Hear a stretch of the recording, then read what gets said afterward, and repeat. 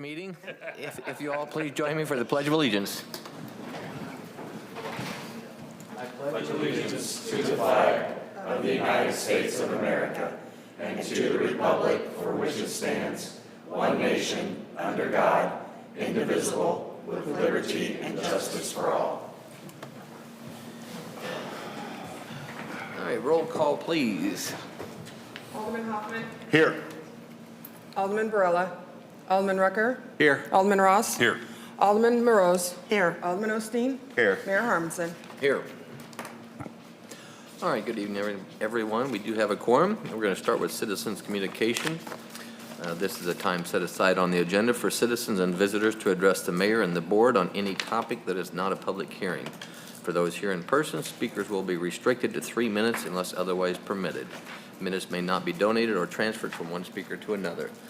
Any questions or comments for the mayor and the board may be sent to the city clerk at tberreth@osagebeach.org no later than 10 a.m. on the board meeting day, the first and third Thursday of each month. Submitted questions and comments may be read during the citizens communication section of the agenda. The Board of Aldermen will not take any action on any item not listed on the agenda, nor will it respond to questions, although staff may be directed to respond at a later time. The mayor and the Board of Aldermen welcome and value input and feedback from the public. Is there anyone here tonight who would like to address the board? All right, seeing none, before we move on to the approval of the consent agenda, Alderman Ross had requested a couple of minutes, so the floor is all yours, Alderman. Thank you, Mayor. I just want to say some thank yous. It's been a fun 8 years. First, I want to say thank you to Dan Field. I read his article in anticipation almost every week, the Pied Piper, and I never thought that I would see my name, but in his column. But his words were greatly appreciated and heartwarming. So thank you, Dan. More importantly, I want to say thanks to the staff. I know that over the years there's been some ups and downs, but you guys at the end of the day have been great to work with. It takes a lot of different gears to run this machine, and it starts with the staff, and they always do a great job. So thank you, and appreciate all that you do. To the board and the mayor, it's been an honor to serve with you, and appreciate all that you've done. It's been a good team, and good luck to the rest of the next board. Look forward to great success. The citizen, myself, not only want it, but expect it from you. So that's your marching orders, for lack of a better term. Not that I have any use to order, but for lack of a better term. And then lastly, to the citizens and visitors of Osage Beach. It's been an honor and a privilege to serve. When I first ran, I just wanted to do a good job and hopefully make a positive difference. I'm fairly confident I did a good job, and I hope I made a difference. And that's all I have. Thanks for the time. Thank you very much, Alderman Ross. Very nice. All right, we're going to move on to the approval of the consent agenda. Has the board had a chance to review the minutes from the Board of Aldermen meeting April 3rd, 2025, the bills list April 17th, 2005, and Alderman Hoffman, is the liquor license for Pancake House in order? It is indeed. All right, do I have any questions or comments on those items? Seeing none, do I have a motion to approve the consent agenda? Motion to approve. Alderman Rucker, do I have a second? Second. Alderman Morose, all those in favor? Aye. All right, the consent agenda has been approved.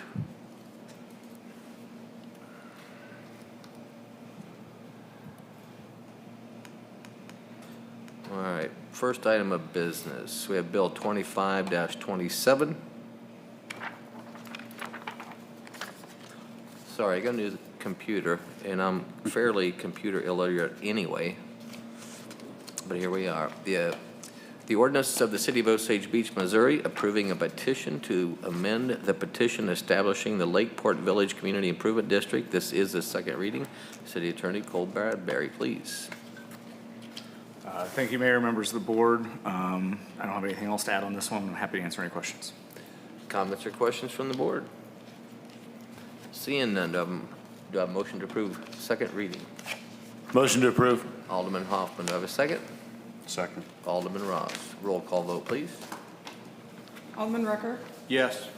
Alderman Morose. Yes. Alderman Osteen? Yes. Alderman Hoffman? Yes. Alderman Barella? Alderman Ross? Yes. All right, second reading passes. Next, we have Bill 25-29, an ordinance of the City of Osage Beach, Missouri, authorizing the expenditure of funds for promotional efforts to support the Lake of the Ozarks Jeep Invasion event for an amount not to exceed $3,000. This is the second reading only tonight. Do we have any comments or questions? Seeing none, do I have a motion to approve second reading? Guess I should approve this one. I'm sorry? Guess I should make that motion. Alderman After Osteen. Last meeting's brouhaha. Alderman Osteen, do I have a second? Second. Alderman Ross, roll call vote, please. Alderman Rucker? Yes. Alderman Ross? Yes. Alderman Morose? Yes. Alderman Osteen? Yes. Alderman Barella? Alderman Hoffman? Yes. All right, second reading, Bill 25-29 also passes. Last item of old business, we have Bill 25-30, an ordinance of the City of Osage Beach, Missouri, amending Chapter 705 Waterworks, Section 705.090, Pressure and Continuity. Second reading, Devon Lake City Administrator. Good evening, Mayor, members of the board. I hope you all had a chance to read the email from Caleb from late last week, helping explain from the operations standpoint the implications of this decision. Again, staff is not in favor of this ordinance, and I'll be happy to answer any questions. Comments from the board? Alderman Rucker. I wasn't in favor of this in the first reading, and I'm definitely not in favor of it still. I do not feel that this is the way to fix this problem. I do feel that the situation needs to be fixed, but I do not feel this is the way to do it. I offered a couple of thoughts to the board that could be done, and one is literally go back to what we had talked about at the January meeting and was brought to us at the February meeting, to literally phase out what we're doing. At that meeting, just to reiterate, it was talked about phasing it out, and I thought that's where we were going, and next thing you know, this comes about. I thought staff was bringing back the language to help us determine how to phase it out. There was some discussion between the board, staff wanted to phase it out shortly, and I wanted to phase it out over 2 years. I believe there's a happy medium in there, but I don't believe this is the way to solve this problem. I think we need to solve it right rather than passing this and then coming back later and refixing this situation. So with that, I would hope the board would vote this down, and then I would be diligent to lead the path, lead forward to making sure we get something brought forth that we can pass and be better for the city. Thank you. Any other comments or questions? Alderman Osteen. Yes, at the previous meeting, I was a strong supporter of tabling this motion. I believe there needs to be more clarification, more change to the verbiage. Since this is a second reading, I am opposed to passing this. I think it'd be in our best interest just to not get a second motion on passing this as it stands, or tabling this to regroup and circle back to try to fix some of the concerns that we have. That is just my opinion. Can I interject briefly? Absolutely.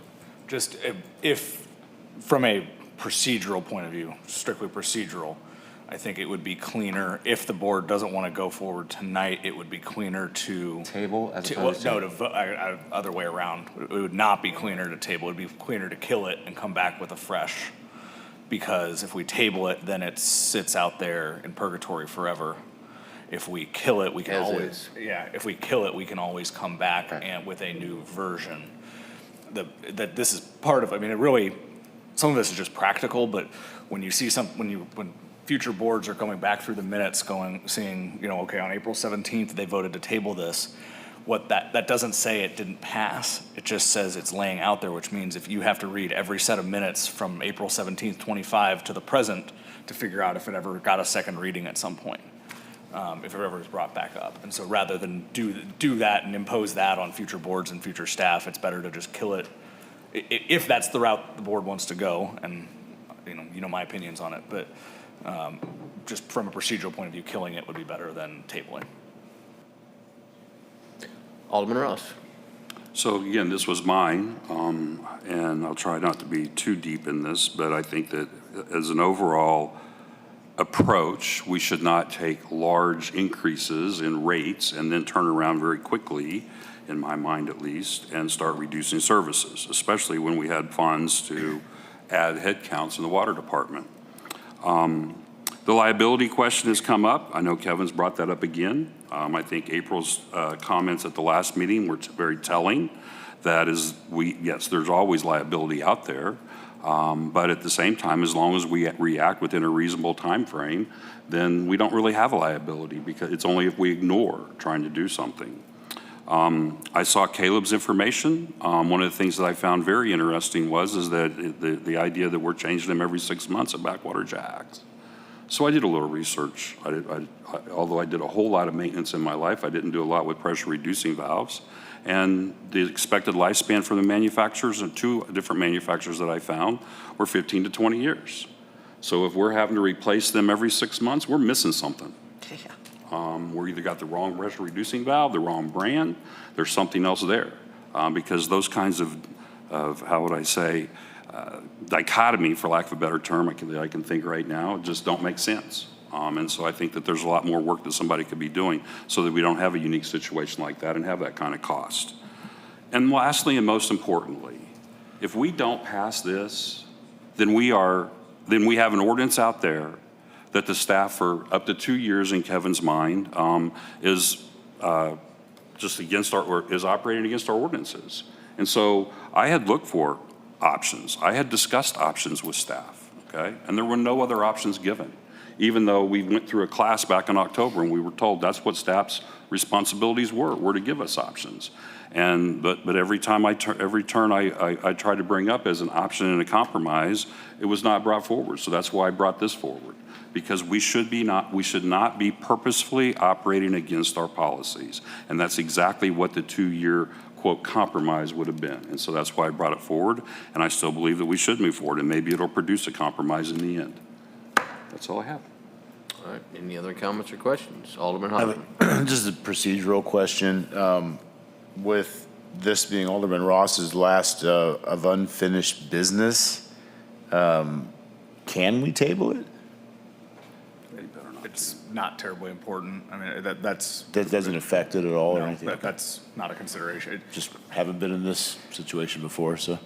Nor have I, but again, just for a clarity point of view, voting it down or having it fail is the cleaner outcome tonight anyways, but. Okay. Any other comments or questions from the board? Motion approved. We have motion to approve. Is there a second? Second. Second. Roll call vote, please.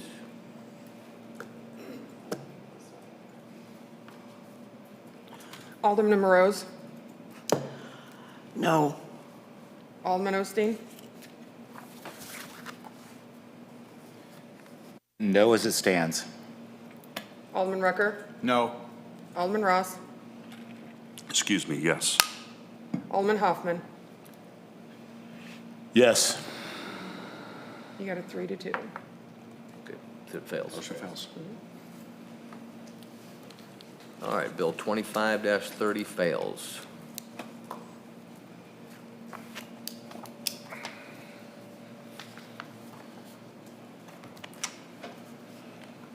All right, next we're going to move on to our presentation and little reception. Presentation for Alderman Ross, and I'm going to start off and just thank you, Alderman Ross, for the service you've done. I've worked with you for the last 3 years, and we've said at different times that I think I threw out the figure 78.9% of the time that we agree on many items. When I was first elected, I still remember the first meeting we had, budget meeting, and it was like 2 bulls in the room, and I was a newcomer and the outsider, and you'd been here for a while, and one thing I can say about Alderman Ross is that yeah, we can be on opposite ends of the spectrum on something, and we've had several candid closed-door sessions, and no punches were thrown, but there's been plenty of times we've disagreed, but one thing that has never affected the decision on one thing, the next decision was brand new. We did not hold grudges. So with that being said, I'll just say thank you for your time on the board, and appreciate it, and I wish you the best of luck. So call on us anytime. Thank you. Would anybody else like to say anything while we're here? Alderman Hoffman. So when I was elected 2 years ago, I was fortunate in that I was getting coached up for months by Alderman Osteen on what to do and what not to do, and he turned out to be right about most stuff. And I had heard that Alderman Ross was kind of the firebrand up here on the dais, but he was also the first alderman to reach out to me after I was elected and invited me over for a beer, which turned into a couple beers. And I found that we had more common ground than I was expecting, and I really learned a lot procedurally and in the direction of where we wanted the city to go. And I just want to thank you for your guidance early, and then your friendship and working together over the next 18 months. And I look forward to many trips out for fishing and cervezas, and I wish you nothing but the best, and Godspeed. Thank you. Alderman Osteen.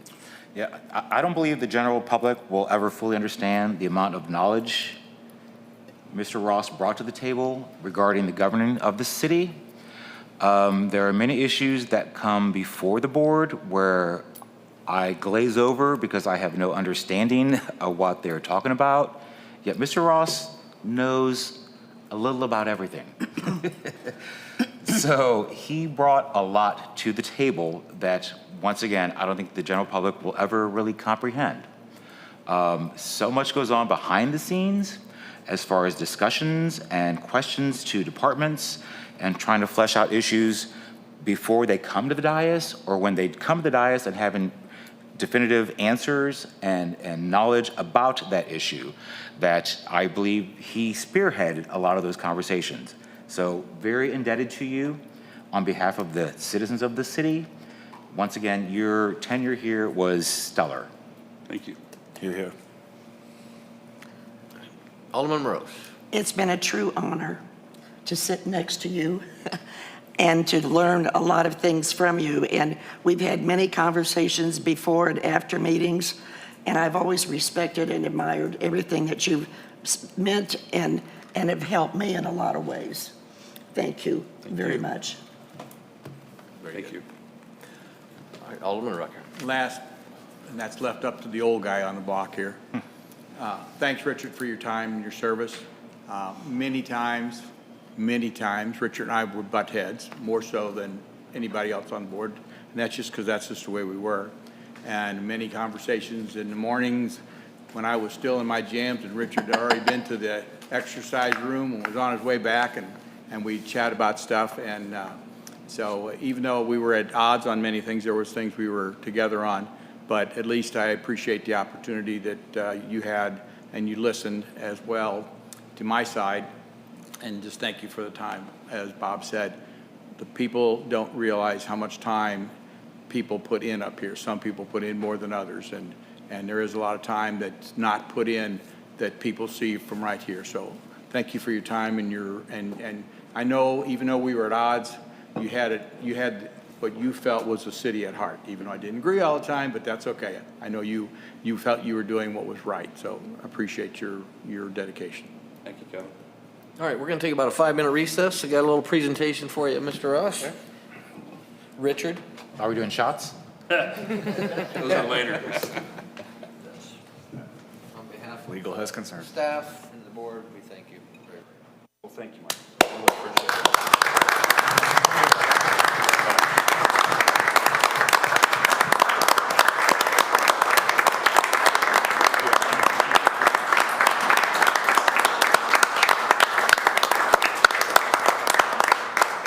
want to say thank you to Bob, because I think this is Bob's idea, because the last time that we had one of these, Bob brought up that there should be a better way for exits. And a lot of this has to do with Bob too. So thank you all. I really appreciate it. Good luck to every one of you. And I know your numbers, so you never know. Well, but thank you for everything. Thank you. It's a 5-minute break. Oh, Yeah, 5 minutes, yeah. Lovely. You guys have a great one. we doing that now? Okay, hey,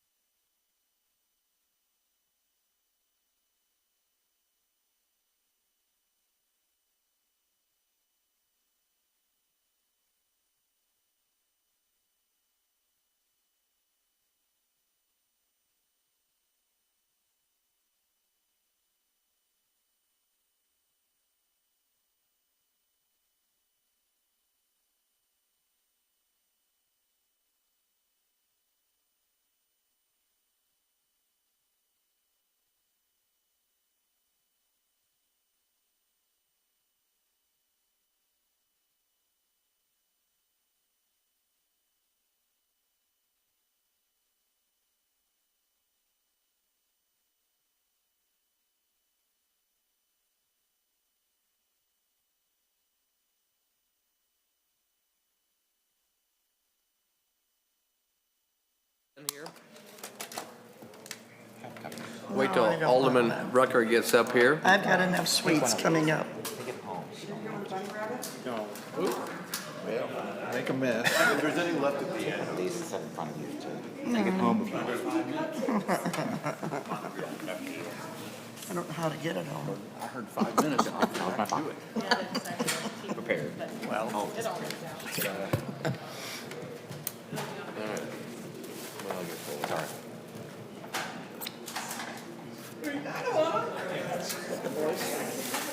Not for me. Did you want one down here? Not yet.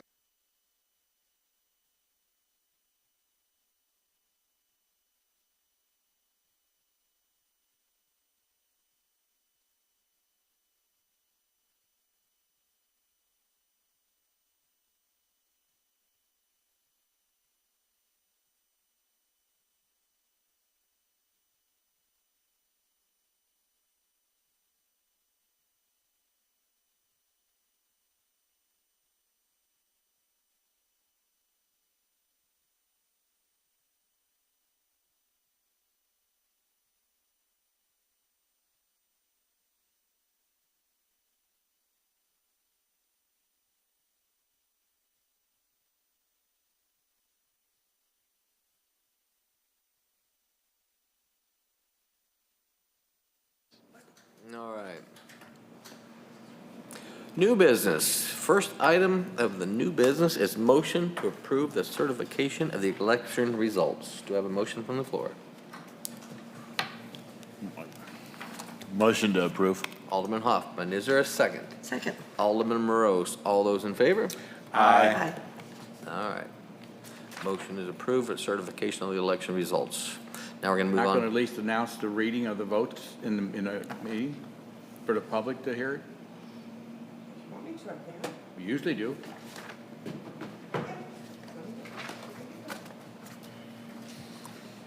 If public is listening in, it, I think it'd be nice to know. Jesus, Cole, could it be any smaller? Want me to read it? Large, I just need, okay, I'm old. I have some paper here. I got it. Okay, Camden County results, Ward 1, John Robert Osteen, 34 votes. Ward 2, Justin Hoffman, 58 votes. Kyle Carrera, 24 votes. William Donovan, 20 votes. Ward 3, Richard Ross with 67. Rebecca Collins at 79. Miller County, Ward 1, John Robert Osteen, Bob Osteen with 12 votes. Very good. All right, moving on to the oath of office. Okay, oath of office is done. Bob, Justin, and Rebecca, you want to come up here? Are we doing them in front of the dais or? I think we should do it right here. The mayor can scoot over. And we Yes. can do it right between these flags. This meeting is the tar show. Yeah, it is.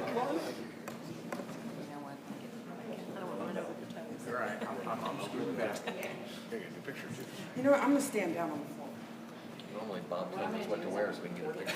And then I want you three to stand there for a photo afterward. It's okay.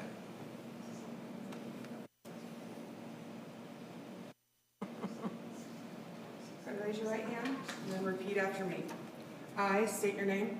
I, John Robert Osteen, I, Rebecca Collins. Do solemnly swear do solemnly swear that I will support the Constitution that I will support the Constitution of the United States, of the United States, the Constitution of the State of Missouri, the Constitution of the State of Missouri, the city ordinances of the City of Osage Beach, the city ordinances of the City of Osage Beach, that I will faithfully demean myself, that I will faithfully demean myself, state your ward, Ward 1, within and for the City of Osage Beach, within and for the City of Osage Beach, for which I was elected. for which I was elected. Welcome. All right.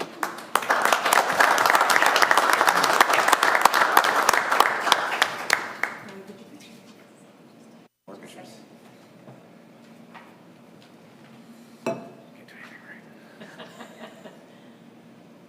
Ta-da.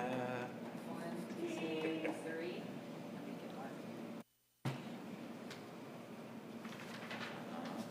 Perfect, thank you. Time to go to work, kid.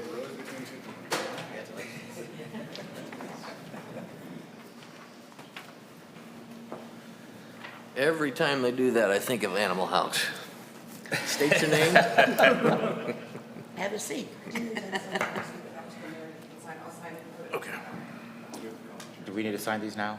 Yeah, when you're Mayor. done, we'll, Okay. you want to sign it, I'll give it to the mayor. All right. Sign.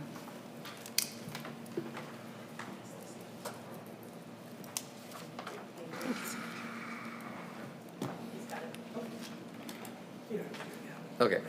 I'll seal it and then file. Not legal till I sign it. All right. Congratulations to all three of you and welcome Alderman Collins. Thank you. All right. Now that we have that part done, now we have a motion to elect the president of the Board of Aldermen. Do I have a motion? Motion to elect Bob Osteen. We have a motion for Bob Second. Osteen as president. Do I have a second? Second. Alderman Morose. All those in favor? Aye. Do I have any opposed? All right, congratulations, Alderman Osteen. Heaven help us. And then you just replace them. Come on, more applause than A that, boys. smattering golf clap. Thank you. That means you have to be here at least 2 minutes early each week. I showed up early today. Yes. Yes, he was. Surprise, everyone. I know, I thought I was really late when you were here before me.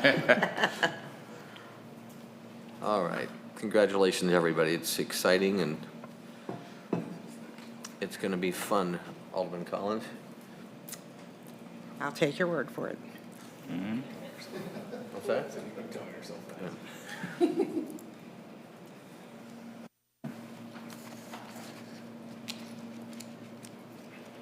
I know, I'm working on it, sorry. This new computer, I got some paper if you'd like it. nope. There's a, I don't know, guide on the side, you click it, well, every time I do that, my whole sheet of paper goes over, and we tried to fix it, so it's not just me. All right, but, no, we do have a proclamation this week. It is the 56th Annual Professional Municipal Clerks Week, May 4th through the 10th, 2025. Whereas the office of the municipal clerk, a time-honored and vital part of our local government, exists throughout the world. The office of the municipal clerk is the oldest among public servants, and the office of the municipal clerk provides the professional link between citizens, the local governing bodies, and agencies of government at other levels. The office of the municipal clerk have pledged to be very mindful of their neutrality and impartiality, rendering equal service to all. The Office of the Municipal Clerk serves as the information center on functions of local government and community, and the Office of the Municipal Clerks continually strive to improve the administration of the affairs of the Office of the Municipal Clerk through participation in education, programs, seminars, workshops, and annual meetings of their state, county, and international professional organization. And whereas in most appropriate that we recognize the accomplishments of the Office of the Municipal Clerk. Now therefore, I, Michael Harmison, Mayor of the City of Osage Beach, Missouri, do recognize the week of May 4th through the 10th, 2025 as Municipal Clerks Week. And in witness thereof, I hereto set the hand that caused the seal of the City of Osage Beach to be affixed the 17th day of April, 2025.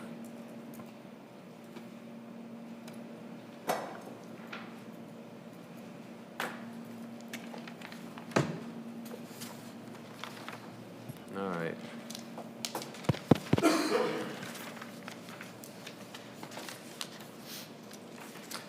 Next, we have a public hearing.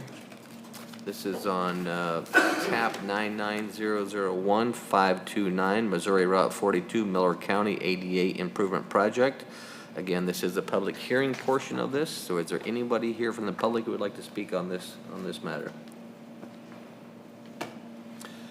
Seeing none, do I have a motion to close the public hearing?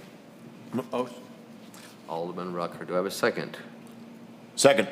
Alderman Hoffman, all those in favor? Aye. All right. Public hearing is now closed.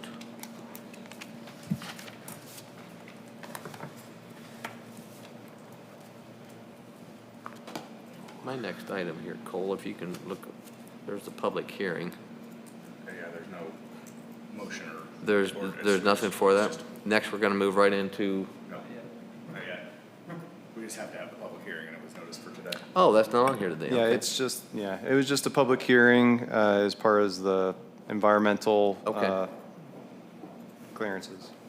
Very good. Well, generally, we go right into the bill, so I was a little confused.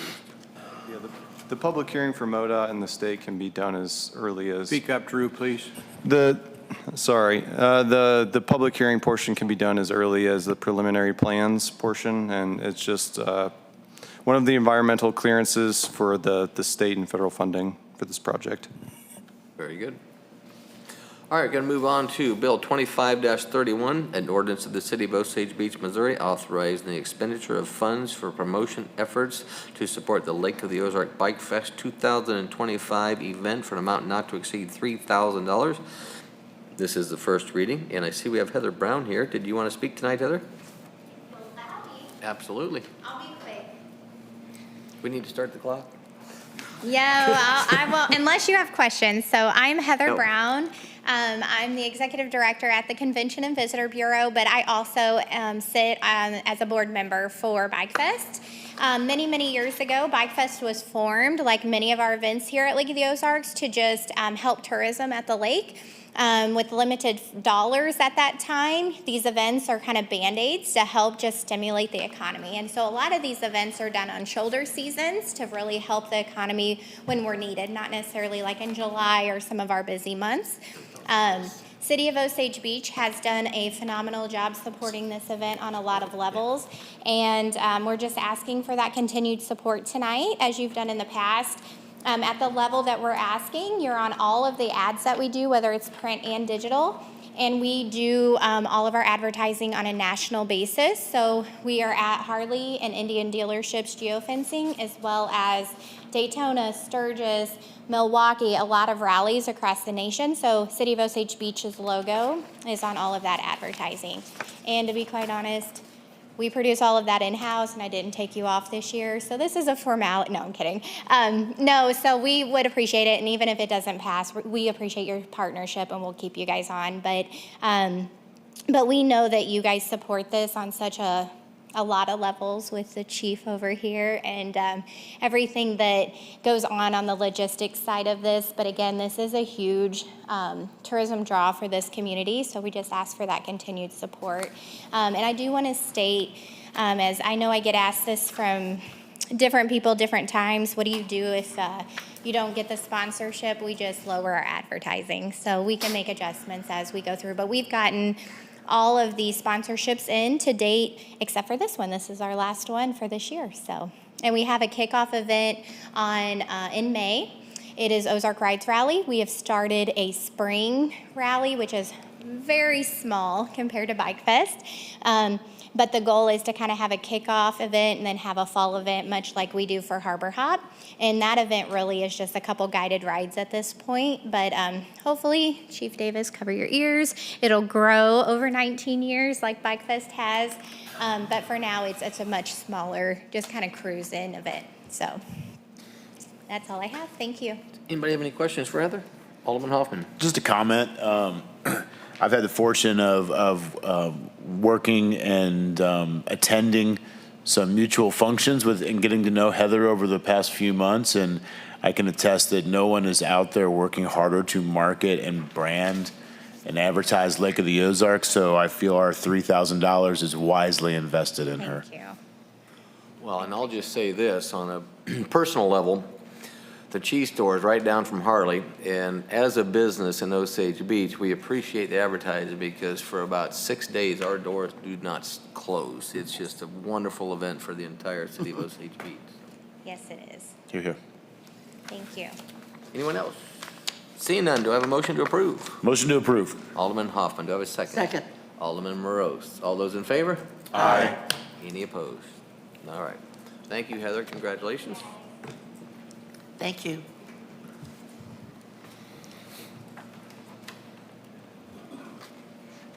All right, next we have Bill 25-32, an ordinance of the City of Osage Beach, Missouri, authorizing the mayor to sign a credit card processing agreement with World Fuel for Lisi Fine in Grand Glaze Airport. This is the first reading. Airport Manager Ty Dinsdale, please. Thank you, Mayor, members of the board.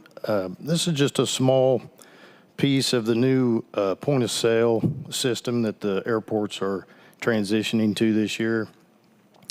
All of our credit card processing, our normal credit cards will still be processed through our distributor, Nagler Oil. But in order to accept government air cards, which would strictly be for military aircraft, we would need this agreement with World Fuel to process those particular cards for us in this new point-of-sale system. Airport Department recommend approval. Any comments or questions from the board? Seeing none, do I have a motion to approve? Alderman Morose, do I have a second? Second. Alderman Rucker. All those in favor? Aye. All right, Bill 25-32 also passes. Next, we have Bill 25-33, an ordinance of the City of Osage Beach, Missouri, amending Chapter 135, Budget and Finance in General, adding Section 135.021, accepting payment. This is the first reading. City Attorney Cole Brevery. Thank you, Mayor, members of the board. This ordinance, as well as goes with the last one, and you'll see in the next couple of ordinances, they go together as well. So as our ongoing discussion about what whether staff is implied to be able to do something or, what requires board approval, what's implied, what's explicit. When Ty brought the previous agenda item to me, he asked, April said, we can just sign this, right? And there's no authority anywhere in the ordinance for Ty to sign it without that. So in discussing this is staff's proposal to delegate the ability to make payment processing selections to staff. And I know we had the question from former Mayor Schneider at the last board meeting as well, when was this authorized? So we just wanted to explicitly spell out who can do what when it comes to payment processing. Alderman Rucker called me a couple days ago and had a few questions about it, and I do want to point out one of the answers I gave him, which is this ordinance allows the city administrator to make those decisions and sign those agreements without board approval. And it allows the departments to determine whether or not to pass those fees on to customers. And so the example would be if it's industry custom in airports, and Ty, I have no idea, but that to pass those fees on at the airport level, Ty should be the one making that decision, versus the concession stand at City Park. That's something that Eric should be determining, when we price our concessions. And then, for sewer fees, obviously, that's a much bigger conversation. But that's something that at least Public Works would present. And then, obviously, when at the level of the sewer fees, that's something that gets discussed in budget because it shows up as its own budget line item, given how massive that item is. I did want to point out the answer I had for Alderman Rucker, though, is if at any point the board hears, hey, we're passing these fees on, or we're not passing these fees on, then the board wants to change that. There is a provision in the ordinance, and I'm sorry, I meant to pull the number up. But there is a provision in ordinance where a board member can make a motion to direct an appointed official, so whichever appointed official is over the department at issue. So that's most likely going to be Devin, but it could be Public Works, it could be Chief, it could be whoever.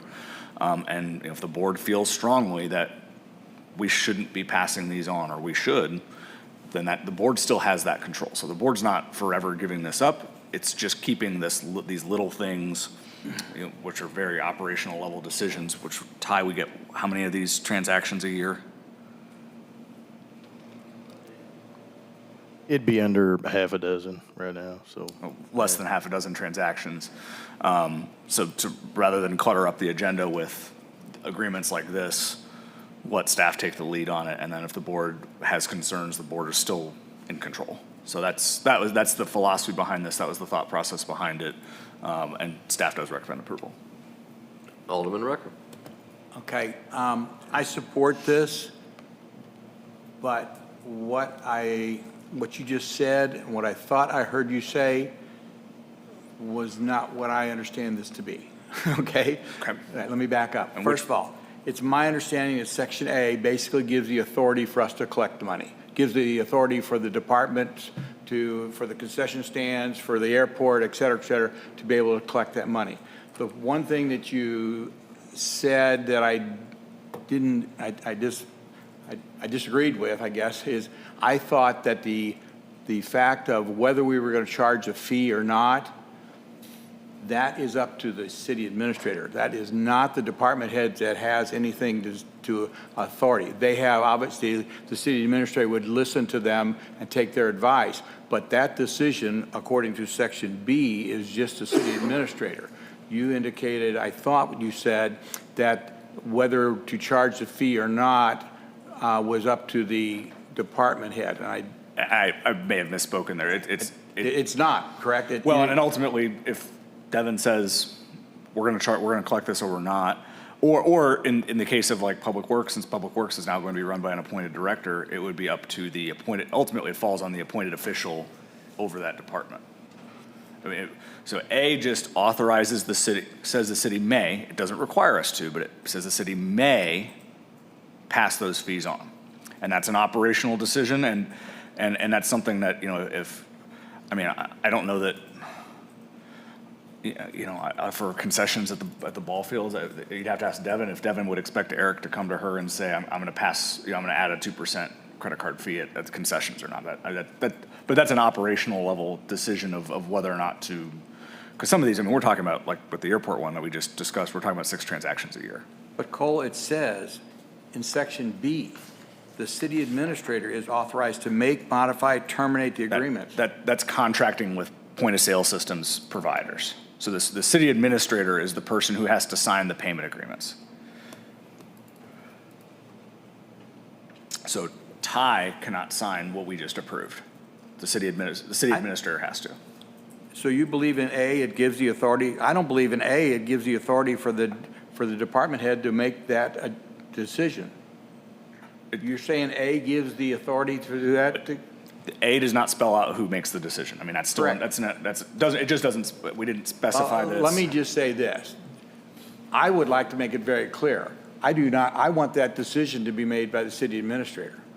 I want the city administrator to be the one to sign the agreements and the city administrator to make that decision so that all of a sudden we don't find out that we have different departments doing different things, that the city administrator is the one person that should be able to make sure we're all on the same page. I don't have any problem with that person making different decisions or making different departments do different things. And I would hope that she would obviously get the input from the department.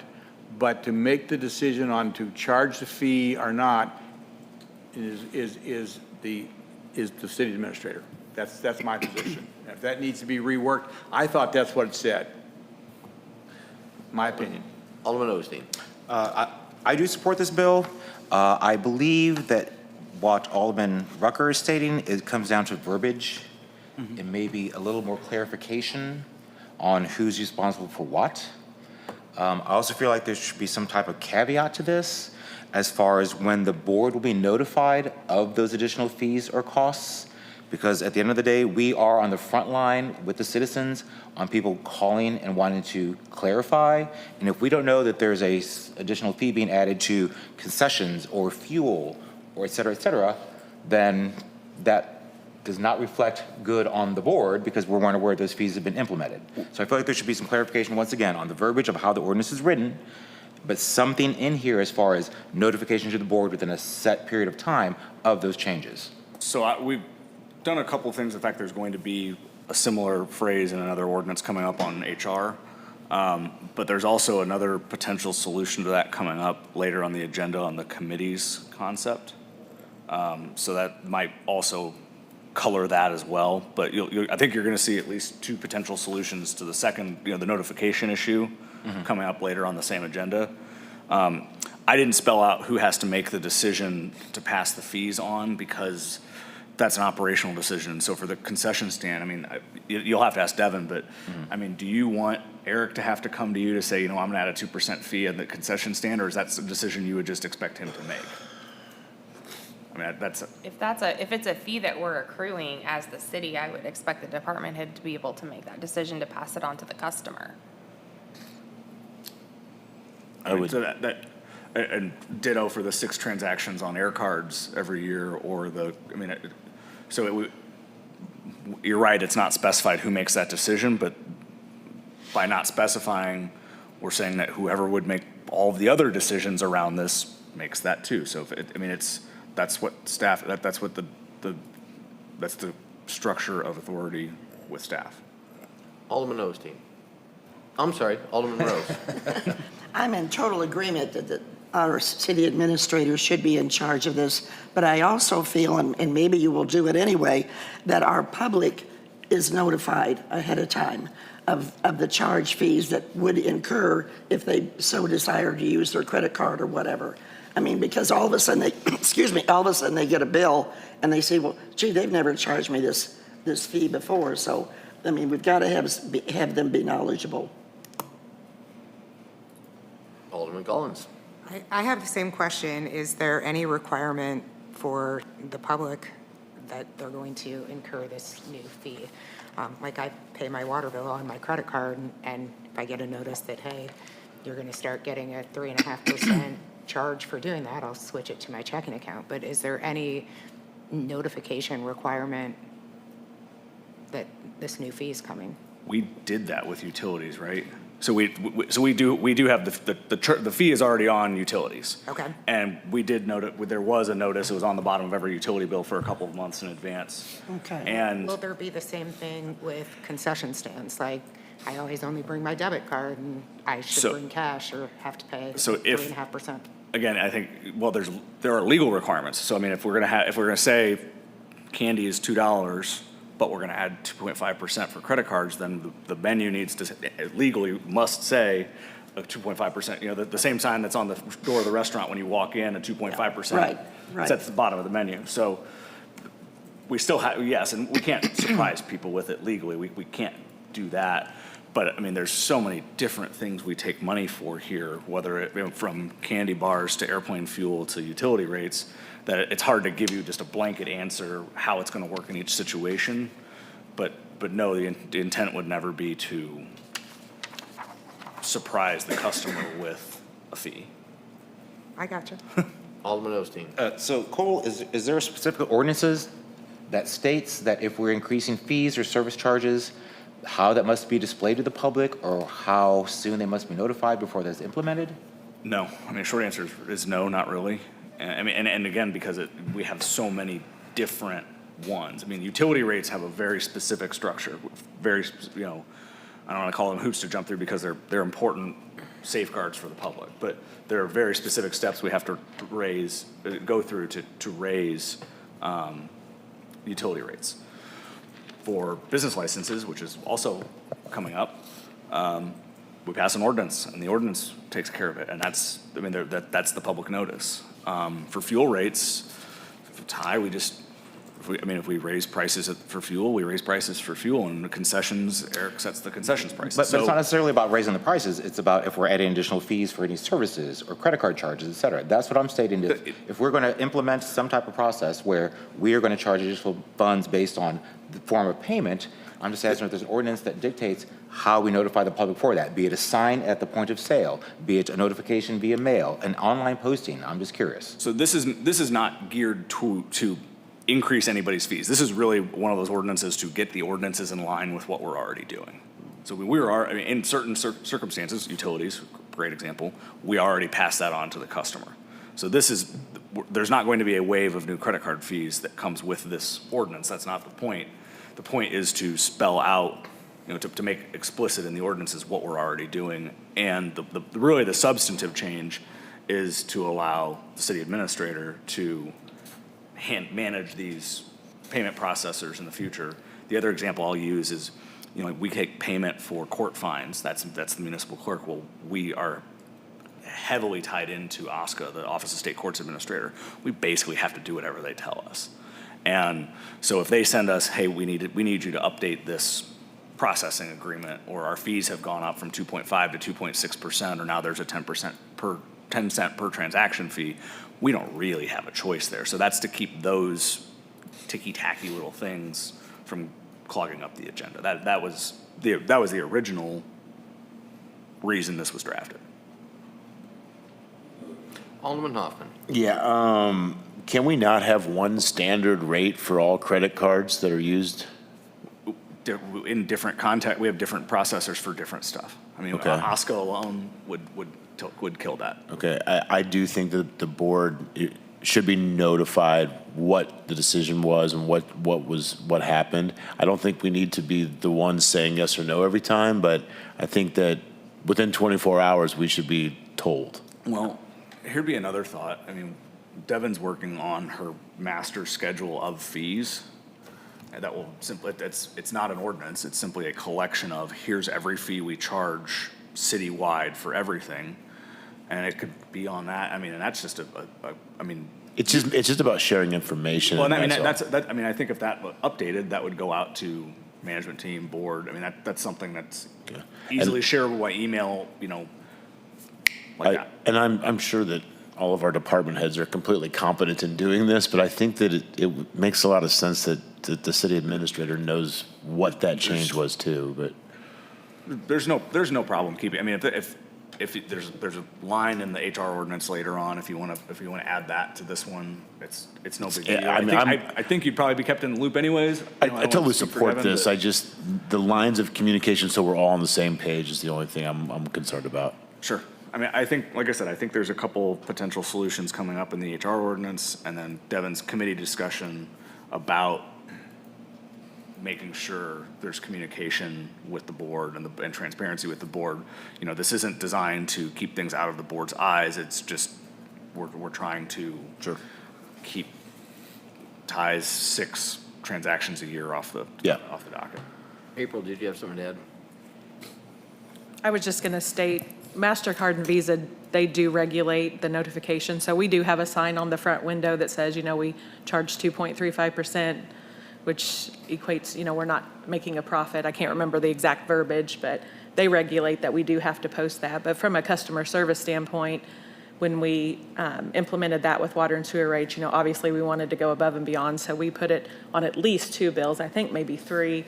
We changed it on the website. We changed it on the online payment site. So, naturally, from a customer service standpoint, we would always want to go above and beyond more than just what MasterCard and Visa regulate. So, Alderman Rucker. Well, when you get down to the technical part of it, and I go back to the fact that this has to be approved by the city administrator, because what can happen here is you have a department head in the middle of the year that approves a new budget, or excuse me, a new credit card that's coming in, and, oh, yeah, I'm not gonna charge the customers the 2.3%. That's an expenditure. Now that's an expenditure that the city is having that has not been approved in the budget. So they can't approve it because of the expenditure in the middle of the budget that the board hadn't approved. So, now I guess you could split it down a little more and say, well, yeah, they can because they have within a certain amount of money that they can do. But the bottom line is I want it to be the city administrator. I want to make sure that we have one person is aware of what's going on, and we don't have different departments that are signing in agreements that are with a fee or not. So I support this, except city administrator is the one that makes that choice whether we charge the fee or not. Yeah. All right, I think we have enough direction to approve first reading, should you choose to. And with Cole, we're going to talk about an amendment, but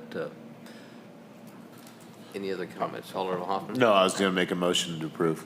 All right, we have a motion to approve. We have a second? Alderman Rose, I'm sorry? We can't approve, we just said, well, you go ahead and have a motion, but I'm going to vote no, because this does not say what I just said we wanted, and what I've seen a couple aldermen said they wanted. They want this to be only the city administrator, and Cole's telling me that doesn't say only the city administrator. So this ordinance, I don't think we want to pass it. Alderman Hoffman? I understand what you're saying, Alderman Rucker. I was thinking that with this way, we give Cole 2 weeks to work that out, and if we want to vote it down in 2 weeks, we can. So I'm going to vote yes. All right, who made the motion to approve, though? Motion to approve. Do we have a second? Alderman Rose made a second. Alderman Rose has a second. All those in favor? Aye. Aye. Any opposed? Aye. All right, first reading passes.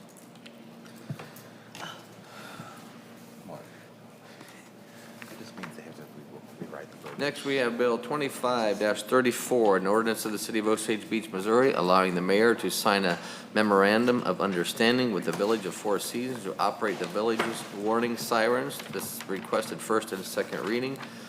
Chief Davis, please. Mayor, members of the board, this is a request from the Village of Four Seasons for us to take over the activation of their warning sirens, for their storm warning sirens. Their warning sirens have the capabilities for a public address system, just like ours do, and their current agency that sets them off, Camden County Sheriff's Office, does not have the ability to use the public address system. Our encoder that we currently have can accommodate 50 sirens. Currently, we operate 11, 9 of ours and 2 of Lake Ozarks. The village would be responsible for any cost incurred to set up their sirens and our encoder to activate their sirens. There would be no cost for the city of Osage Beach. There should be minimum, if any, additional responsibilities to dispatch staff, as the sirens will be activated with our rapid warning system that receives the alerts and the storm warnings from National Weather Service and activates them based on the polygon system that's to activate all our sirens. I recommend approval. Comments from the board? Alderman Rucker. Is this area all in Camden County? Yes. But not all of Lake Ozark is in Camden County? Correct. Okay, I guess where I was going is what do you do when you get where it's just, the storm warning is just Camden County or just Miller County? You go ahead and do it all anyway? It only activates the sirens in the particular county that the warning's activated in. And not the entire county. When we went to the rapid warning system a year and a half ago, if the city of Osage Beach is in the polygon system, only our sirens will activate. Say it's for Camden County, but it's Richland area, our sirens won't activate anymore. It kind of eliminates that, the false warnings that we used to have. So more direct. Alderman Hoffman. Just a procedural question, Cole. Is this a request from them, or did they put an ordinance in place and we're working together with them? They approached us about it. Village has already approved this. They have. And yeah, they've approved it with, Last yeah, Tuesday, I believe. yeah. I just didn't, or cause, wasn't sure if they passed. I didn't want to put something in place and then it was just laying out there doing nothing. It was so. their idea and they've already approved it. Okay. They approached us and we jointly worked on a MOU and back and forth between the attorneys. I just wasn't sure if it had gotten a formal approval from them or if it was just a request, that's all. Alderman Osteen. Yeah, I'm a little confused on the demographics of this. The Village of Four Seasons is basically just a small part of State Highway K, or HH. It's like the middle. Yes, it's Camden County, but it's just the Village of Four Seasons wanted us to take over their small portion of State Road HH, which means the remainder of HH is who? It's still Camden County, but I don't believe there's any warning sirens outside the village. The village, I was just yeah. trying to wrap my head around. As you know, this one of the largest peninsulas of the lake is State Highway HH. Yeah. And they're asking us just to do a little piece of it Yeah. Yeah, and for they our don't, systems where the rest of the. and they wouldn't, and even if there were outside the village on HH somewhere else, the village doesn't have the authority to give them to us, or to ask us to take them. So if there is one that we're not thinking of outside the village but on HH, the county would, or whoever maintains that, would have to come to us and ask us to hook it into the system. The village I can't. just found it curious that it's just this specific part of HH. The village can only do things in the village. Okay, interesting. That's why they're a village. Any other comments or questions? Do I have a motion to approve first reading? Motion to approve. Alderman Hoffman, do I have a second? I'll second. Alderman Osteen, all those in favor? Aye. Any opposed? All right, second reading, same bill, Bill 25-34, an ordinance of the City of Osage Beach, Missouri, allowing the mayor to sign a memorandum of understanding with the Village of Four Seasons to operate the village warning sirens. If I don't have any other comments or questions, do I have a motion to approve second reading? Motion to approve. Alderman Rucker, is there a second? Second. Alderman Morose, roll call vote, please. Losing my voice. Alderman Collins? Yes. Alderman Rucker? Yes. Alderman Morose? Yes. Alderman Osteen? Yes, I'm glad the Four Seasons will be safe under our jurisdiction. Yes. Alderman Hoffman? Yes. Alderman Barella? All right, second reading passes 25-34, excuse me.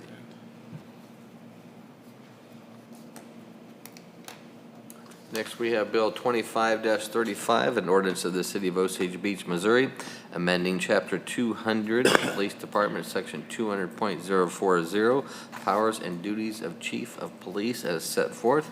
First reading, City Attorney Cole Bradbury. Thank you, Mayor, members of the board. In keeping with our theme tonight, this ordinance change would authorize chief to sign the MOU we just discussed without needing to bring it to the board. We do at least a half dozen MOUs per year. Sometimes they don't need board approval because of the way they're structured, but if they're forward-looking, if they create contractual obligations for us, we do currently need to bring them to the board. We have MOUs on everything from mutual aid agreements with other law enforcement agencies to, we did one with the EMT school to be able to count credit hours for one of our EMTs getting a certification. This just allows the chief to sign essentially no dollar or extreme or low dollar MOUs with other agencies to, again, kind of keep the lower hanging fruit, operational level details at department level. Again, keeping in mind the board is always still has the ability to intervene if they want. Staff recommends approval. Comments from the board or questions? Seeing none, do I have a motion to approve first reading? So move. Alderman Morose, do I have a second? Second. Alderman Rucker, all those in favor? Aye. Aye. All right, Bill 25-35, first reading passes. Next, we have a resolution, 2025-10, a resolution of the City of Osage Beach, Missouri, stating facts and reasons for the necessity to amend an increase in budget expenditures for the fiscal year 2025 for the purchase of natural gas to fuel public waterworks heaters. City Administrator Devin Lake. Good evening, Mayor, members of the board. This is a budget amendment for the original budgeted amount of $1,000 for natural gas. If you remember, you guys approved for Public Works to install natural gas heaters at the main shop as well as the Transportation Water Building. The heater in the Transportation Water Building is installed and operational. The one in the main shop is installed but has not been tested, and obviously we won't need it until the temperatures drop again. However, the bills up to date for the Water and Transportation Building are at almost $4,300 so far, and will be even more by the end of the year. So we will need to do a budget amendment to up those amounts to cover those expenses. Alderman Hoffman. Did we originally only budget $1,000? Yes. Was it just really cold, or, I mean, what was, any idea why we're way off? I mean, I'm just I am not curious. sure where Zach got the number from for the $1,000. Okay. This was a new line item that he added since we've never used natural gas out there before. And he budgeted $1,000, and I assumed that would cover it. I assumed he had researched it, and I can't answer. Are we still gonna be using these next winter? Yes. So we'll just kind of remember, Yes. yeah, I guess, okay. Well, at least we will have data come Right. this next fiscal year to have an idea of what we should budget. You guys are just rarely off by 400%, so. I don't disagree with you. All right, I was thanks. very shocked when I received the bills. Fair. Trust me. Alderman Collins. I have a question. It says that And there then has been no the first consumption, reading that has so this. why did it cost $4,000? Resolution, okay, I was just curious on that. Yeah. Okay, so we have two shops out at Public Works. So Okay. one of them is operational, and we did use gas in that building. Okay. The other building has had no consumption yet. Got it. But I am anticipating that even when we do have consumption, it will be over $1,000. Understood. Thank you. All right, any other comments or questions? Seeing none, do I have a motion to approve? Motion to approve. Alderman Hoffman, do I have a second? Second? Alderman Rose, all those in favor? Aye. Any opposed? All right, resolution passes. Next, we have Bill 25-36, an ordinance of the City of Osage Beach, Missouri, amending ordinance number 24.93, adopting the 2025 annual budget, transfer of funds for necessary expenditures for the purpose of natural gas to fuel public work heaters. This is the first reading. Again, Devin Lake. This is the budget amendment itself, increasing the sewer department another $3,800, and for transportation and water, an additional $7,000 each. Any other comments or questions? Seeing none, do I have a motion to approve? Motion to approve. Alderman Hoffman, do I have a second? Second? Alderman Morose, all those in favor? Aye. Any opposed? Jump in whenever you want over there. I'm All right, not Bill sure I'm approving it yet. I'm glad it's got a 25-36 second passes. reading, because I'm not sure I agree with this yet. That's why I didn't say anything. That's all Next, right. we have Bill 25-37, an ordinance of the City of Osage Beach, Missouri, amending Chapter 125, Human Resource Systems, Personnel, Rules and Regulations, Section 125.160, Separation from Service as set forth. First reading, City Attorney Cole Bradbury. Thank you, Mayor and members of the board. You're going to get tired of hearing me say this, but this keeps with the theme of the night. This is an ordinance change, essentially consolidating all of our policies in a single ordinance and making them, does two things. One, it consolidates the list of all policies into a single ordinance. Two, it also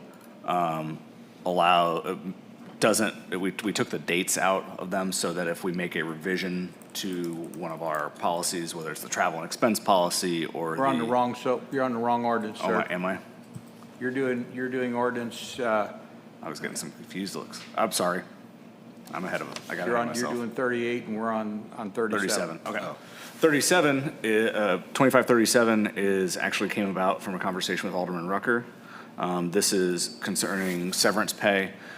He had a question. We've done some severance agreements in the past.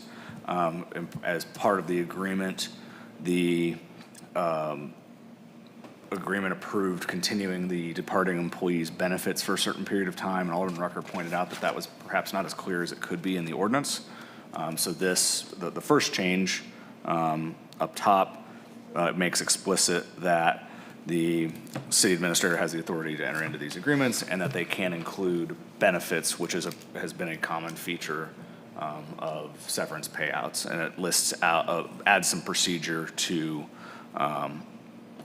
what's required if we're going to do that. So the city administrator needs to make written findings about why this is appropriate and document that. The second change was Alderman Rucker's suggestion that down in C. Alderman Rucker wanted to add an additional incentive for management team members up to the city administrator to provide additional notice upon departing. So Alderman Rucker, Devin, and myself put our heads together, and this is the structure we came up with, where provided that the city administrator provides and carries out the 6 months notice that he or she would get 4 weeks salary. The appointed officials and the assistant city administrator would get 2 weeks salary for 3 months notice, and then the remaining department managers would be 1 week salary for 1 month's notice. But this would at least help ease the transition, we hope, encourage department managers to provide additional notice and ease transition when, for when a department head leaves. So happy to answer any questions. Staff recommends approval. Comments, questions from the board? Alderman Rucker. Yes, a couple additional comments, since this was, as Cole mentioned, I was the one that initiated some of this, or most of this. Number one, I would tell you that the severance pay agreements has been a practice of this city for as long as I've been here, 17 years. And I've had no problem with it. It's something that needs to be there for the administrative staff to be able to do in order to make a separation. But I've always been uncomfortable with it because it just hasn't been there, and I've been concerned that, I've just been concerned that there wasn't something there. Especially what brought it to light more than anything was the fact that when last year Gina Woods resigned and gave her notice, et cetera, and then we had to transition, and it's like, okay, we've got a new person coming in. Are they going to be aware of just, what they can and can't do? And there's nothing there to give them any guidance. So I felt that there needed to be something there, and I felt the ordinance was the most appropriate way to do that. The second portion of it, I've always have felt that we need to try to do as much work as we can to alleviate the transitional time from the time an employee leaves here until we can fill that position. That's been one of the things that our employees have brought up in their surveys about the amount of time it takes. And so that's been something for a number of years that I have worked with HR to see what we can do to improve that process. And this just is another step in that. If we can get that time frame that position is vacant to be as minimal as possible, then I think that's the best thing we can do for the city. And that's what this does. It puts the carrot out there, to be very honest, to say, hey, let us know ahead of time. I believe there will be minimal to no impact on the budget because, number one, there is a little bit of funding that's going to be given out that's, so to speak, not in the budget, but there still may be a gap in time that there is nobody in that position. Plus, the other thing is the new person in the position is almost always, and I won't want to say always, but almost always compensated less than the person was that was in the position. So the fact that the budget impact for this ordinance would be zero, and there could be a little bit, but I believe there won't be any. But I think this will help improve that portion of the switchover when somebody leaves. So That was my reasonings for putting these together. Comments, questions from the board? Alderman Osteen. Yes, I have a request for Devin. Can you send a copy of our organizational chart with notations on what positions are appointed versus standard hire? I always wrestle with trying to remember the differences on appointed versus hired, because that has a direct impact on severance packages, on who they report to, on, you know what I'm saying? I always get confused on, okay, this person is appointed, this one's not, just to help clarify some of what falls under this revision to the ordinances. I can answer that. So it's the 5 members of the management team who are not appointed. We have more, I think we have 8 appointed, 9, it's not, and then the 5 hired are assistant city administrator, parks, airports, IT, and HR are the 5 members of the management team who are hired. Hired. So Devin hires. Not appointed. Every other department head is appointed. And there is a page in the budget that shows all It's of in the that. it's in the budget book as well. Correct. And they're also, if you look at the pay scale page, the pay groups. Tiers, yeah. The appointed officials are marked appointed Okay, official. all right. Just to wrap my head around who would qualify under these changes for severances. Alderman Hoffman. Are we changing the amount or the amount of benefit or the amount of money that the severance is going to get by doing this, or is this just clean up the procedure? So this is more, taking current procedure and spelling it out in the ordinance more clearly. Severance is, there's only been 2 since I've been here. Obviously, we can't talk about them on the dais, but Right. they're unique. There's no pattern to them. I mean, so it does just depend. I tried to spell out some what I hope are reasonable, dollar restrictions on what the city administrator can do versus what requires board approval by using some of the purchasing authority amounts. And then obviously anything involving an appointed official, because the board appoints them, the board has to approve any arrangement with them. So severance agreements, we're really talking more about, because we could have something, we'll use an example that we probably have not thought of. We get sued for something. Say it's somebody's suing the police department for something that happened, or we've got a sewer backup or a water leak that we're being sued over, and there's an employee that's a very important witness. It's important that we keep that person where we can call them as a witness. They need to stay in touch with us. We can negotiate a severance agreement with them that spells out, hey, when we need you to come back and testify, we will, you'll do so, and here's how you'll be compensated for that. I've done those before, not for the city, but in other contexts. So there's everything from that to we may have some liability here, what have you. I mean, it can just be a lot. It's a deeper dive than I thought. Okay. It's kind of like there's just no way to give a blanket rule for all of them. Fair enough. Because it could be anything. Anyone else? Seeing none, do I have a motion to approve first reading? So move. Alderman Morose, do I have a second? Second. Alderman Collins, all those in favor? Aye. Any opposed? Look at that. All right. Look at that, you did. Not a rookie anymore. Look at that. 5-30. She's on the board. I gotta type her name. Next, we have Bill 25-38, ordinance of the City of Osage Beach, Missouri, amending Chapter 125, Human Resource System Personnel, Rules and Regulations, Section 125.220, Alcohol, Drug, and Controlled Substance Abuse, and Section 125.230, Supplemental Policies as set forth. First reading. Human Resource Generalist Madeline Musset. Thank you, Mayor and members of the board. Presented changes would propose the ability for the city to make timely changes to and enact updates to the supplemental policies of Section 125. These policies may be updated from time to time with approval of the city administrator, who shall provide copies of all policy changes to the board and mayor at least 10 business days prior to implementing such changes. Human Resources Department recommends approval. This basically pulled out all I think we had, 17? 19 supplemental policies that go along with separate ordinances within Section 125. It would just make it to where we can make these actionable changes on a quicker pace than having to go through 2 readings at board, you guys would still be informed of all changes ahead of time. Comments or questions from the board? Alderman Hoffman. Does this affect how we approach marijuana ordinances? Because we put a lot of time into discussion with that, and I would say even the vote was contentious at times. Is that all, is marijuana and the way that we allow it or don't allow it in the city affected by that? That is contained within one of the supplemental policies. It's, what are we at? That's the drug-free workplace policy.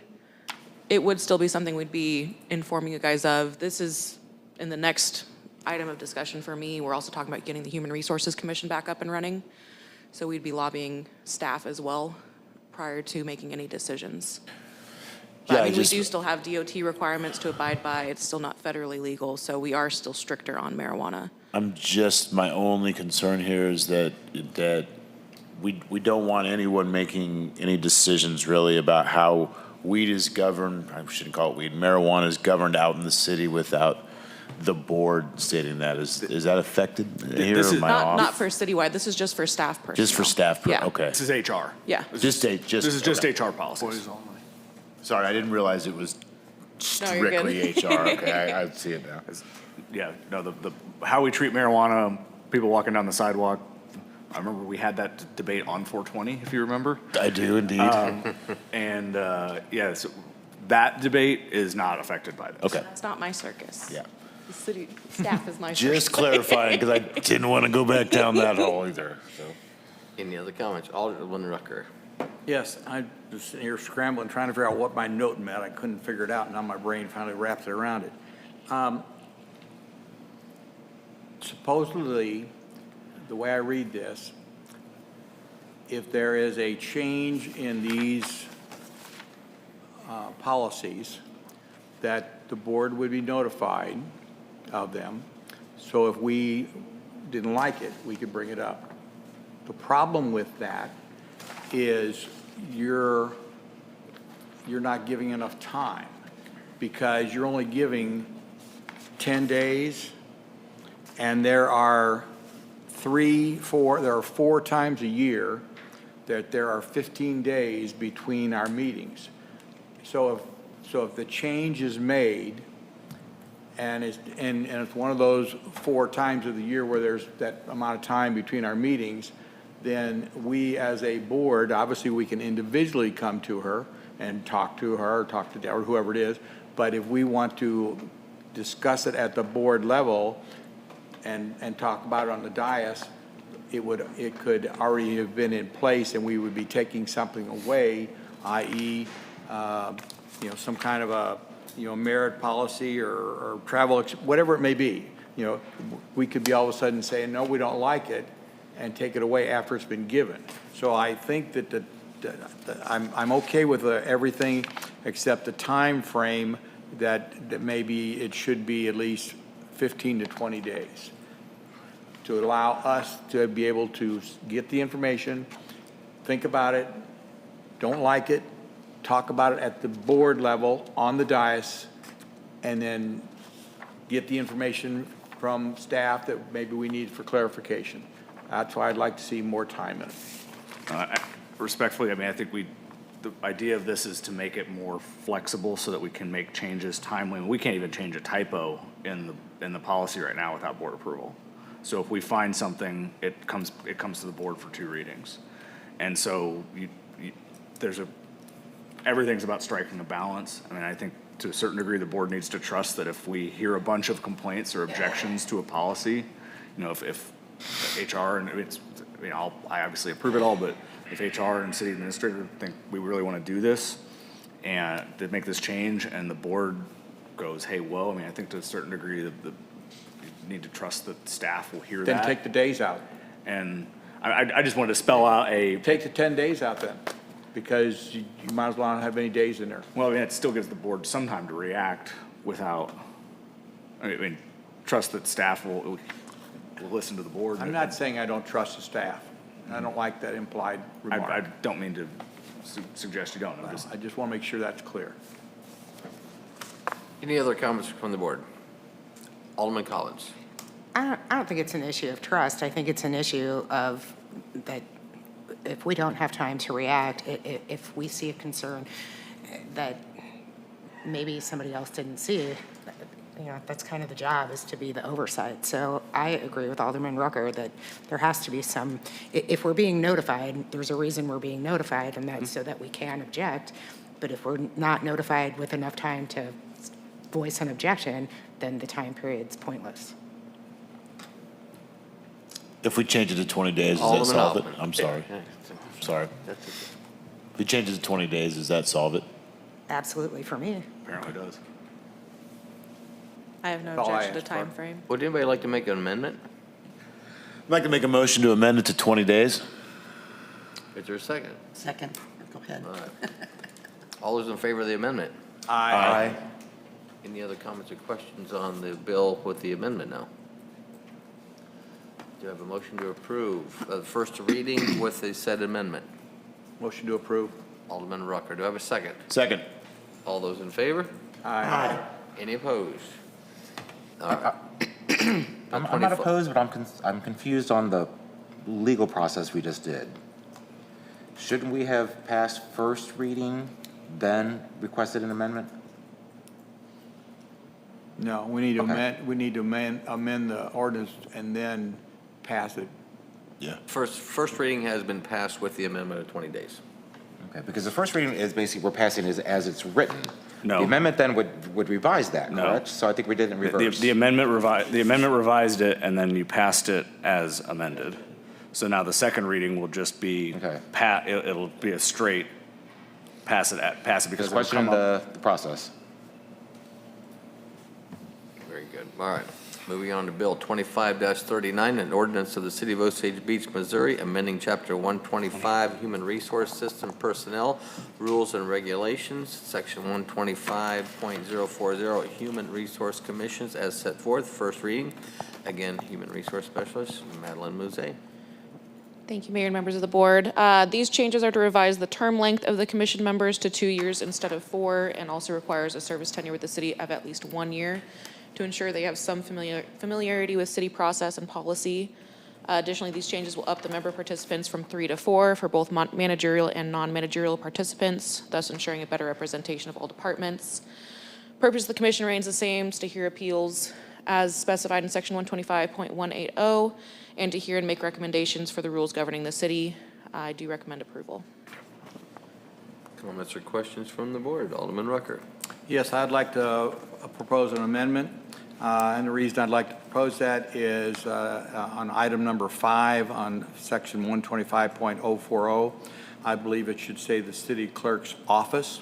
The reason I bring that up is because the way this is written here, if the city clerk is a member of this commission, then that person would not only have to be a member of the committee, but also take the minutes. And I believe to be well involved into a committee, you don't need to be taking minutes.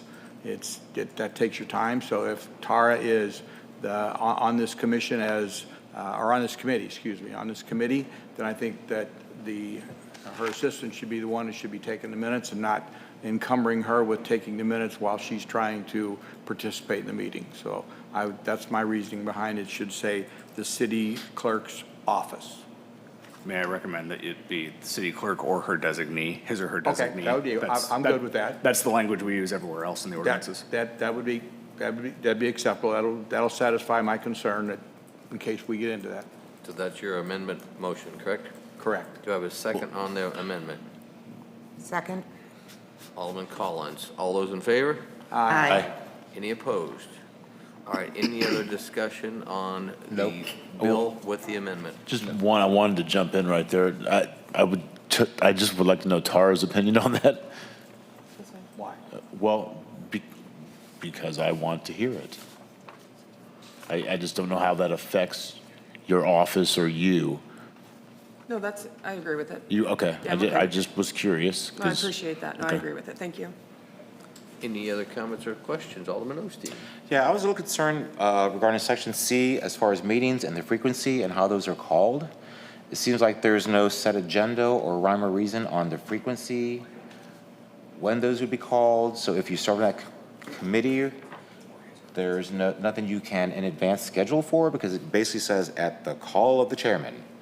So there is no, like most committees, it's the second Tuesday or the third Wednesday or the whatever. I just found that very vague and too open door of, oh, we're going to have meetings whenever the chairman feels like it.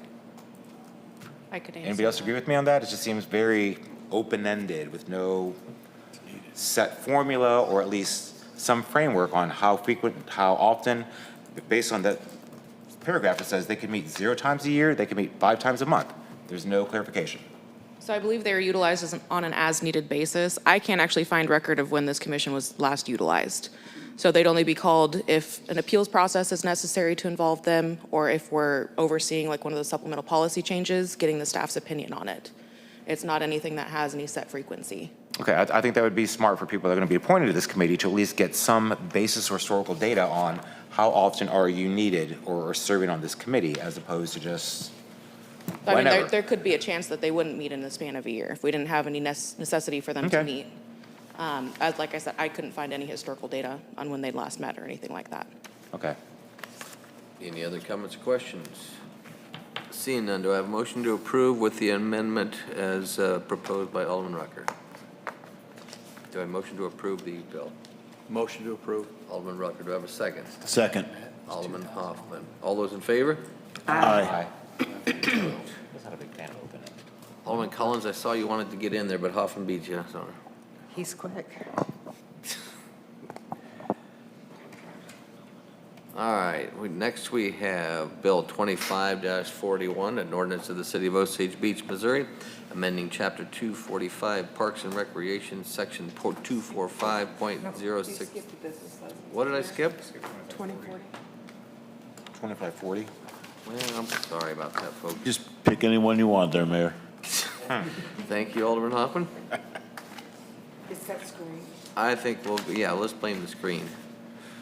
All right, Bill 25-40, an ordinance of the City of Osage Beach, Missouri, amending Chapter 605 Business Licenses and Regulations, Section 605.070 Fees as set forth. This is the first reading. City Clerk Tara Barrett.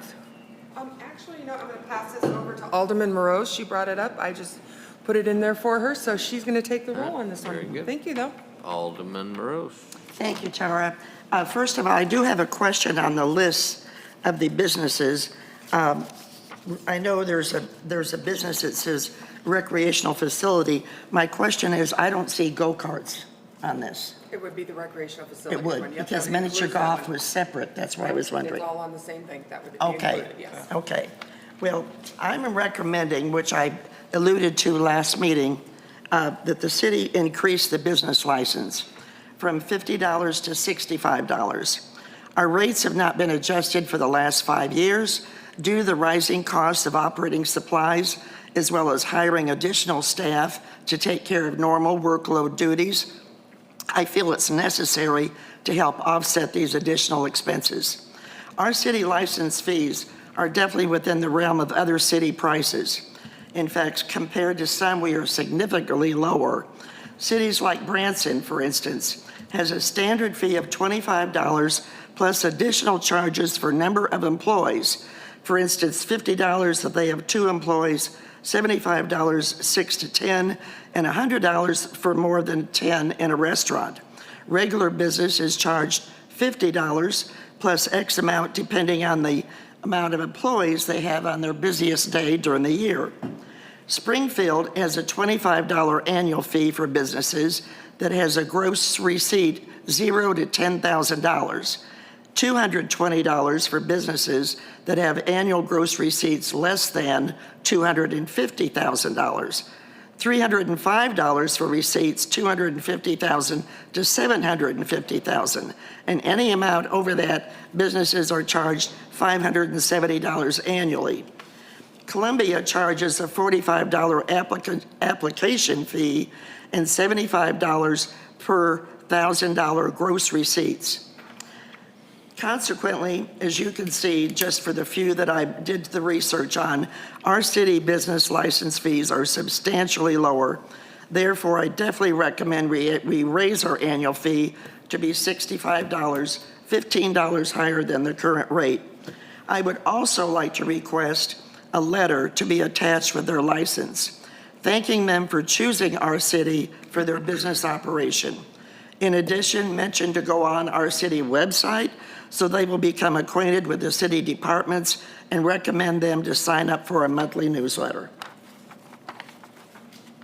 All right, comments or questions from the board? Alderman Rucker. Tara, when are business license due? Business licenses are due April 30th. Contractors are December 31st. Liquor licenses are May 30th. This is only talking about just business license. No business, any occupational license, so it'd be business and contractor. All right.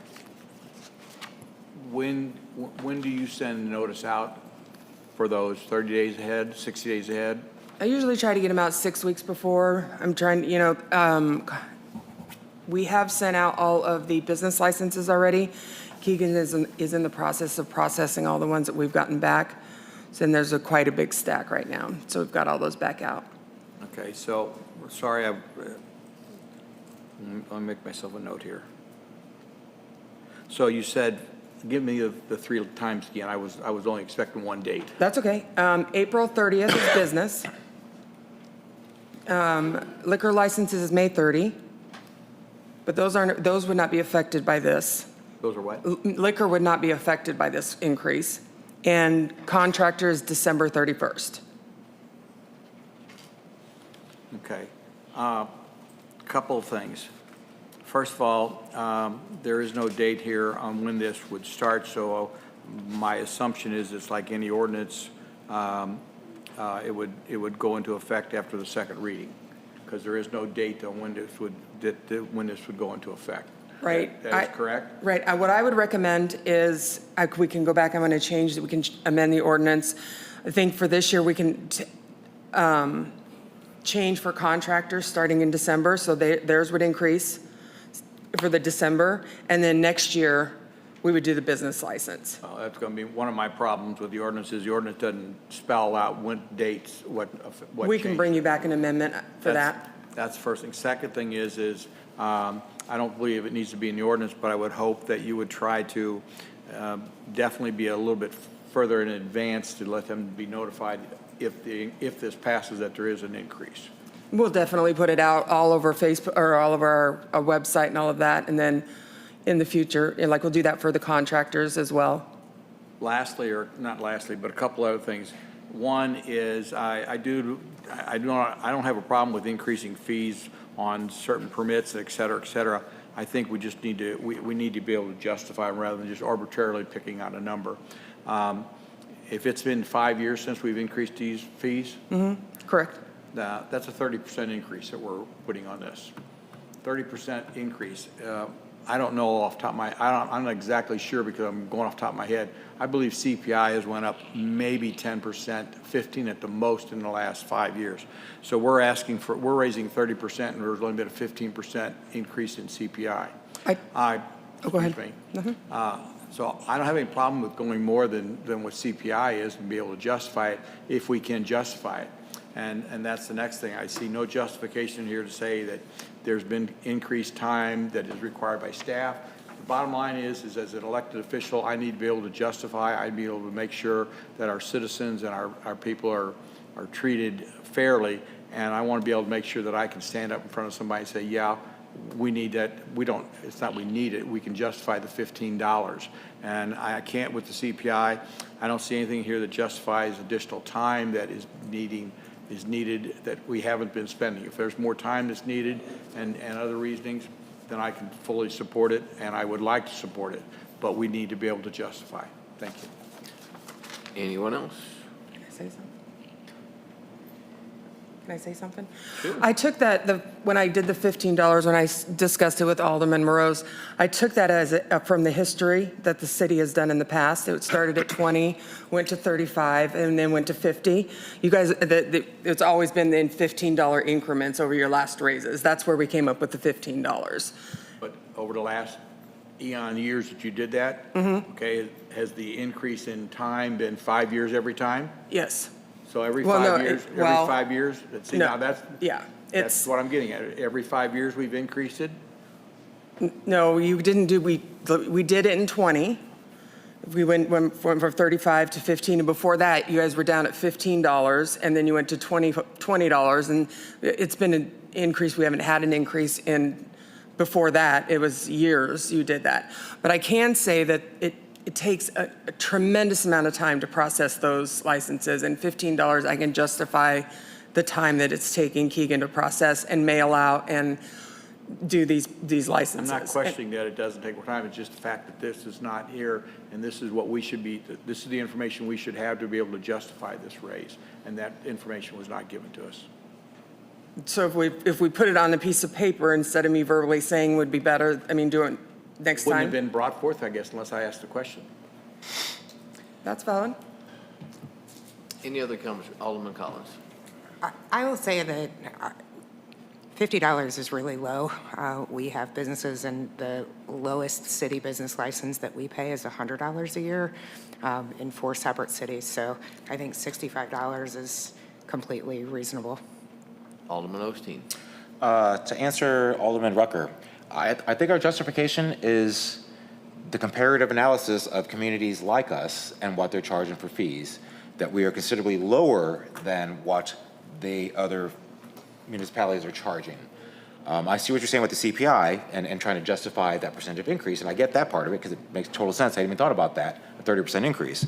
But once again, looking at the data stating, okay, this is what we're charging, other municipalities around us, this is what they're charging. I think that's our justification there, is we are considerably less than where we should be at that price point for a business license. That's just my 2 cents. Any other comments or questions from the board? Seeing none, do I have a motion to approve first reading? So moved. Alderman Morose, do I have a second? I'll second. Alderman Osteen, let's do a roll call vote, please. Oh, my God. Alderman Collins? Yes. Alderman Morose? Yes. Alderman Rucker? Yes. Alderman Hoffman? Yes. Alderman Osteen? Yes. Alderman Barella? All right, first reading passes 2540. Thank you, Bob. Now we're moving on to 2541, an ordinance of the City of Osage Beach, Missouri, amending Chapter 245 Parks and Recreation, Section 245.060, park sponsorship fees as set forth. This is the first reading. City Attorney Cole Bradbury. Thank you, Mayor, members of Thank you, Mayor, members of the board. This is another, we had this ordinance previously spelled out park advertising fees to the dollar, and we are taking that out of the ordinance so that the staff can adjust it as needed. Sorry, I'm getting to that page on my computer's fighting me now. There we go. Need help? I'll ask Tara. Yeah, that's a good one. So that was part of it. The major part here is when we started talking about this, there were some parts of this ordinance that concerned me. In particular, there's a line in the old subpart 3 that says the city reserves the right to edit advertising for content. We can't do that. That's illegal. The First Amendment says we don't get to tell people what they can and can't say. So in working this through with Eric and Caitlin and April, we remodeled this into really what it should be, which is a sponsorship program, so that if a business wants to sponsor the parks, they can, and we will recognize them as a sponsor. We can do that. We can choose to do that as a city, but we are not opening up our outfield fences as a forum for any message that anybody wants to say, because once you do that, then if you allow Jesus saves, you have to allow hail Satan, and so on and so forth. So rather than go with the current system, which is kind of potentially leads us into a free-for-all for the fences, we're remodeling this as a pure sponsorship program, and then you'll see some additional restrictions designed to protect youth-focused events and things of that nature. So staff recommends approval. Alderman Hoffman. I assume this applies to the dog park as well? Yep. Yep. Anyone else? Seeing none, do I have a motion to approve first reading? Motion to approve. Alderman Hoffman, do I have a second? Second. Alderman Rucker, all those in favor? Aye. First reading 2541 passes. Next, we have a discussion item. Staff is asking for delivery of the board packet on Mondays. City Clerk, Tara Barrett. Okay. I'm asking, the board packet is, as you can see, we are, packing some stuff into this packet, and it's getting too much to try and put it all together and get it out. Staff we're busy doing our day-to-day jobs and then trying to get ordinances. Once we do, right now, we're gonna have 2533 that we're gonna have to make changes to. Alderman Hoffman made a statement that we got 2 weeks to get it back to you. In reality, we have 2.5 days to make all the changes and amendments to get it back in a packet so that they can get all the changes. I'm not even sure whose ordinance that is. They get those changes made, get it back in to me. I get it fixed. I send it to Cole. Cole reviews it, gets it back to me. I get it to Devin. Devin reviews it, and then I finalize it.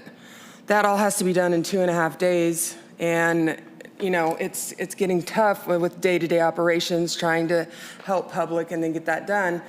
By the time we get, down to Z and X, it's Thursday, Friday morning, things come up. And I think that, for me, it's not so much putting the packet together, it's rushing staff to try and get this stuff done. If we had more time instead of 2.5 days, and if we push the packet to Monday, then, staff can get their day-to-day operations, get their stuff done.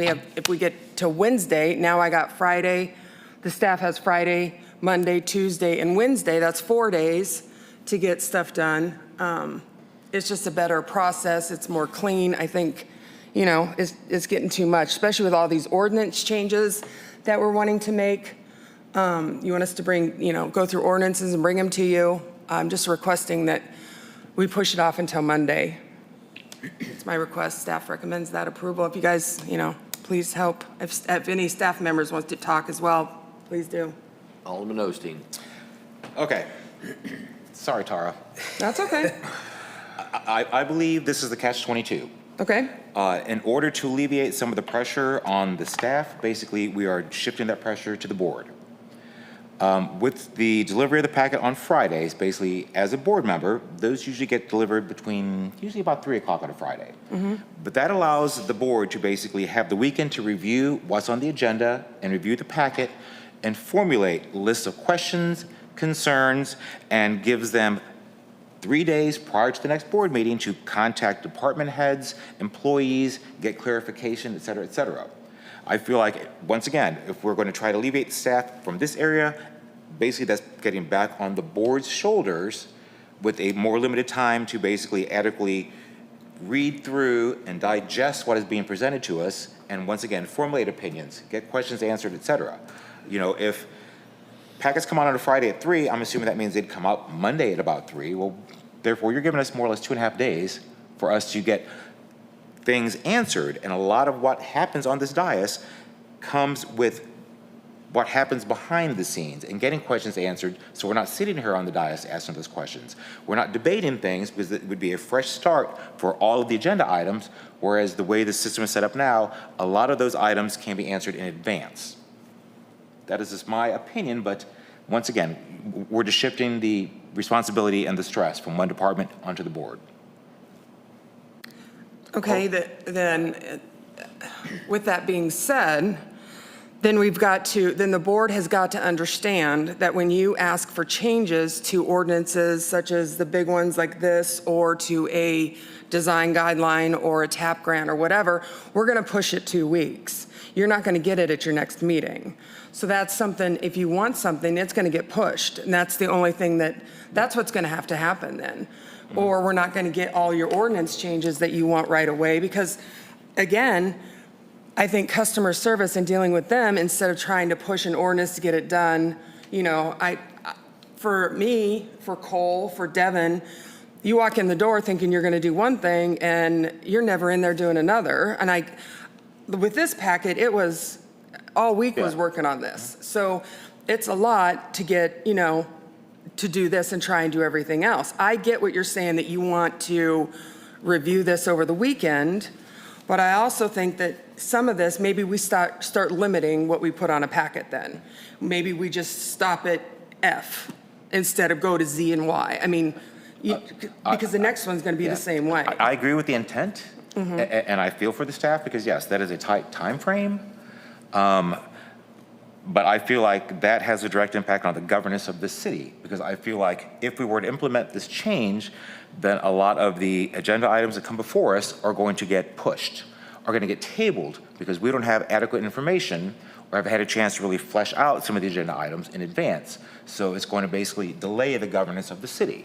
And I understand what you're saying, and I 100% support trying to alleviate the stress staff goes through to get these packets out. I just don't see what's the happy middle ground without sacrificing, once again, the board's responsibilities and the governance of the city. Alderman Collins. I'm obviously brand new at this, so if you could clarify something for me, what's the deadline for getting something on the agenda? Originally it was Monday night, Monday at 5 o'clock. Staff has Monday to 5 o'clock to get everything transferred over give it into the system. And then I had all week to get my stuff formulated, to get the ordinances written, get it to Cole, get it to Devin, and then I get it processed by Friday. Is it possible to move that deadline earlier, the Monday at 5 o'clock, and say, okay, for the next meeting, it has to be in on Friday at 5 o'clock? That would be tomorrow. So for all the amendments we've talked about tonight, that means Tomorrow it would have to be. they have to be done by tomorrow. And also, you take into account, we also have meetings, we have, we have Zoom meetings, we have all that. So from tonight, I have to have everything in by tomorrow to have your packet done to you next Friday, because the next week is the meeting.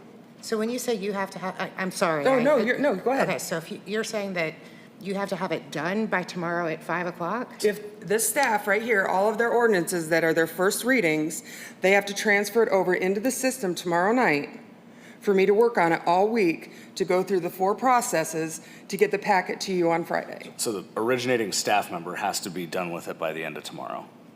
Or in this case, the current deadline's end of Tuesday. It has to go through legal, through the city administrator, other people have to. No, I understand that. Okay. So, and if it's not there on Monday at 5 o'clock, then it just gets pushed off to the next meeting? Correct. Yeah. So why can't, maybe move that up to 9 a.m. on Monday to give you more time, and just have a hard deadline to give you enough time. You guys can tell me why I'm wrong. I get that. I mean, that gives, so like, I'll give you an example, like PRVs, we didn't pass that ordinance tonight. I'll tell you right now, PRVs aren't gonna be on the next agenda. I mean, there's no way, because we don't even know what we're doing yet. We know we're not doing that, but we don't know what we're doing. I mean, I can tell you what I'm doing between now and Tuesday at 5 o'clock. So there's zero chance we'll have PRVs, and even if we have conversations about PRVs or something else, there's zero chance we're getting it written, drafted, camera ready, Tara ready. And even if I write the thing, that does save some time on review, because I already wrote it, and so I've already kind of reviewed it. But still, which is why I can get away with sweet talking her into letting me have until like Wednesday at 10. But if I write it myself, but it still is just a crush of time. And if we have a Monday holiday, I don't prosecute in court very much anymore. But when we had court on Monday, which was always this Monday of that week, that's a day for me. So I mean, some of these things, just the board has to understand, if the board gets the packet on Friday, there's going to be meetings dropped in between when changes are requested. And the problem is for us, I mean, for some staff, we don't want to see it wait either. I mean, we're pushing agenda items that we want, that we think are important. And so I think that's, we would like to have the additional day so that we can get stuff done and to you. That said, I totally understand wanting the weekend to review it. I mean, I understand your concern. We're sympathetic to it. I mean, if we were a Tuesday night board meeting instead of a Thursday night board meeting. It'd be a lot easier to say Friday, and then you guys get the weekend, but we get a couple more days, but we're a Thursday night meeting city. Alderman Rucker. Many things. First of all, I agree with Alderman Collins.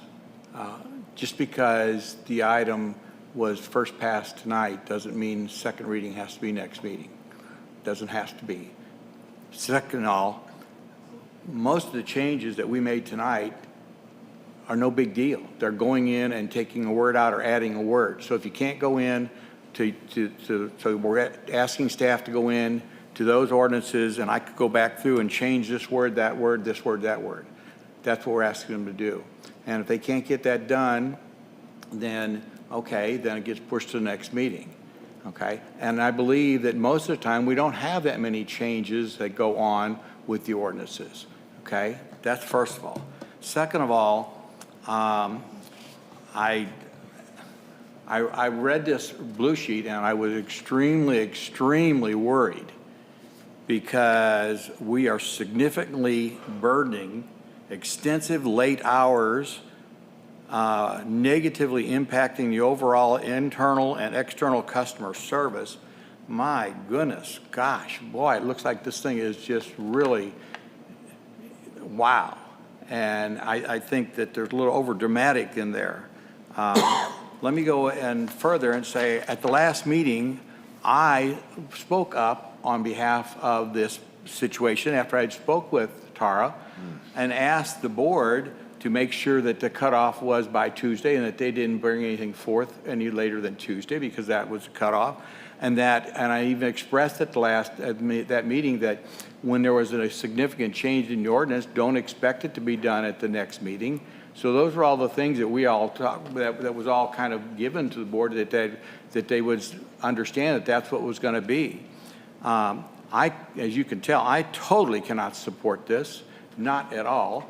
And I have still many more reasons. One is the fact that 17 years I've been here, we've not had a problem. We've had our packets delivered to us on Friday most of the times, and there's sometimes it's not going to happen, and that's going to be understandable.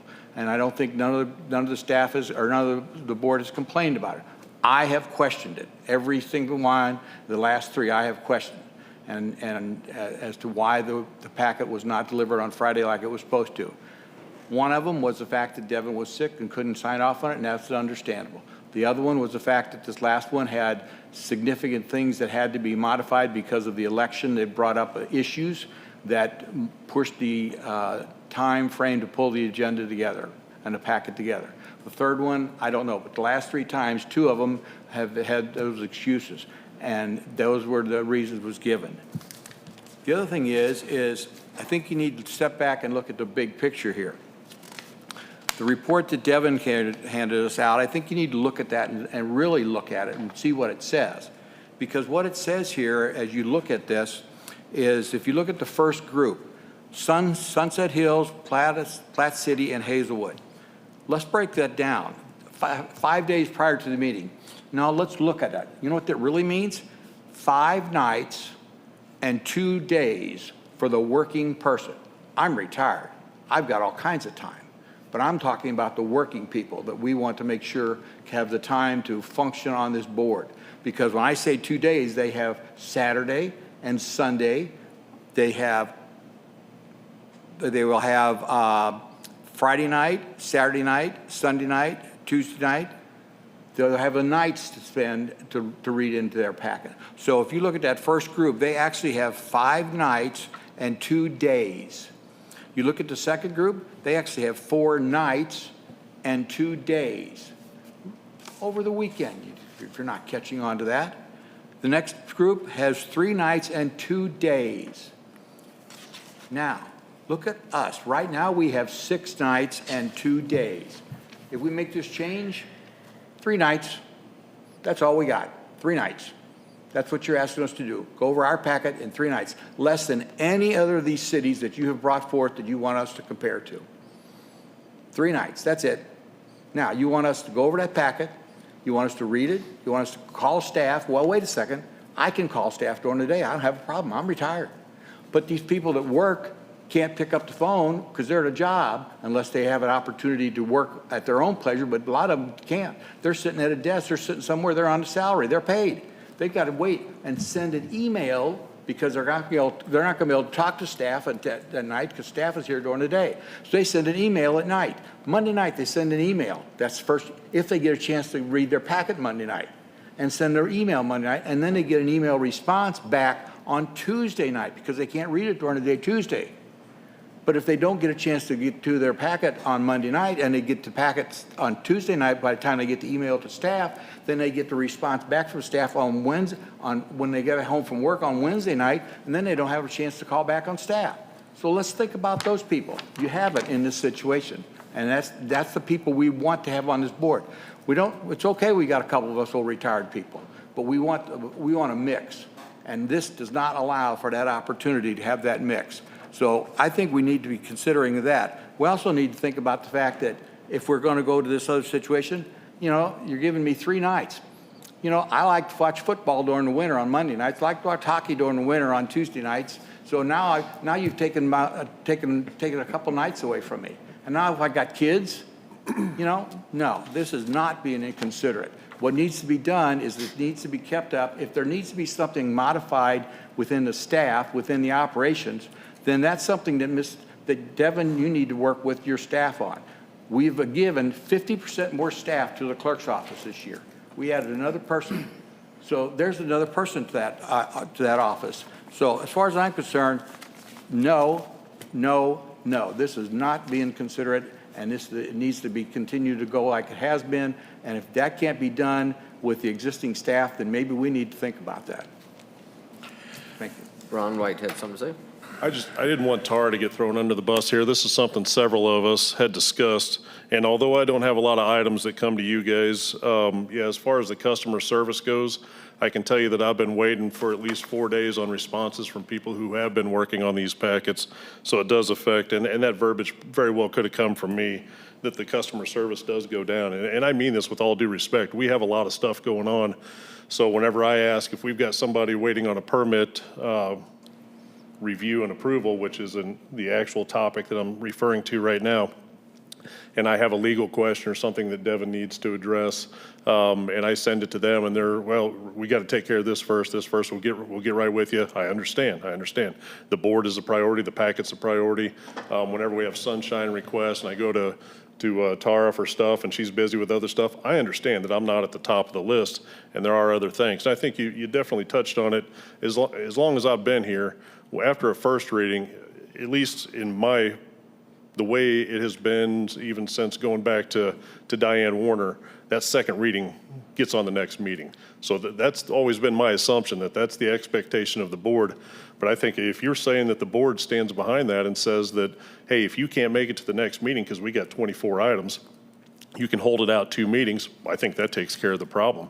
I mean, okay, as long as we're not going to get reprimanded because we didn't get it on this meeting because we had one person that was sick, one person dealing with lawsuits, one person with 7 sunshine requests, and I'm waiting on professional opinions on how I handle upsizing a meter because it's not covered in the ordinance. I mean, it has a snowball effect throughout the office where it's not just affecting Tara and her department. It's not just affecting Cole or Devin. We're all sitting around waiting for them to get their stuff done so that then they can give us attention. And that sounded needy. That's not how I meant that.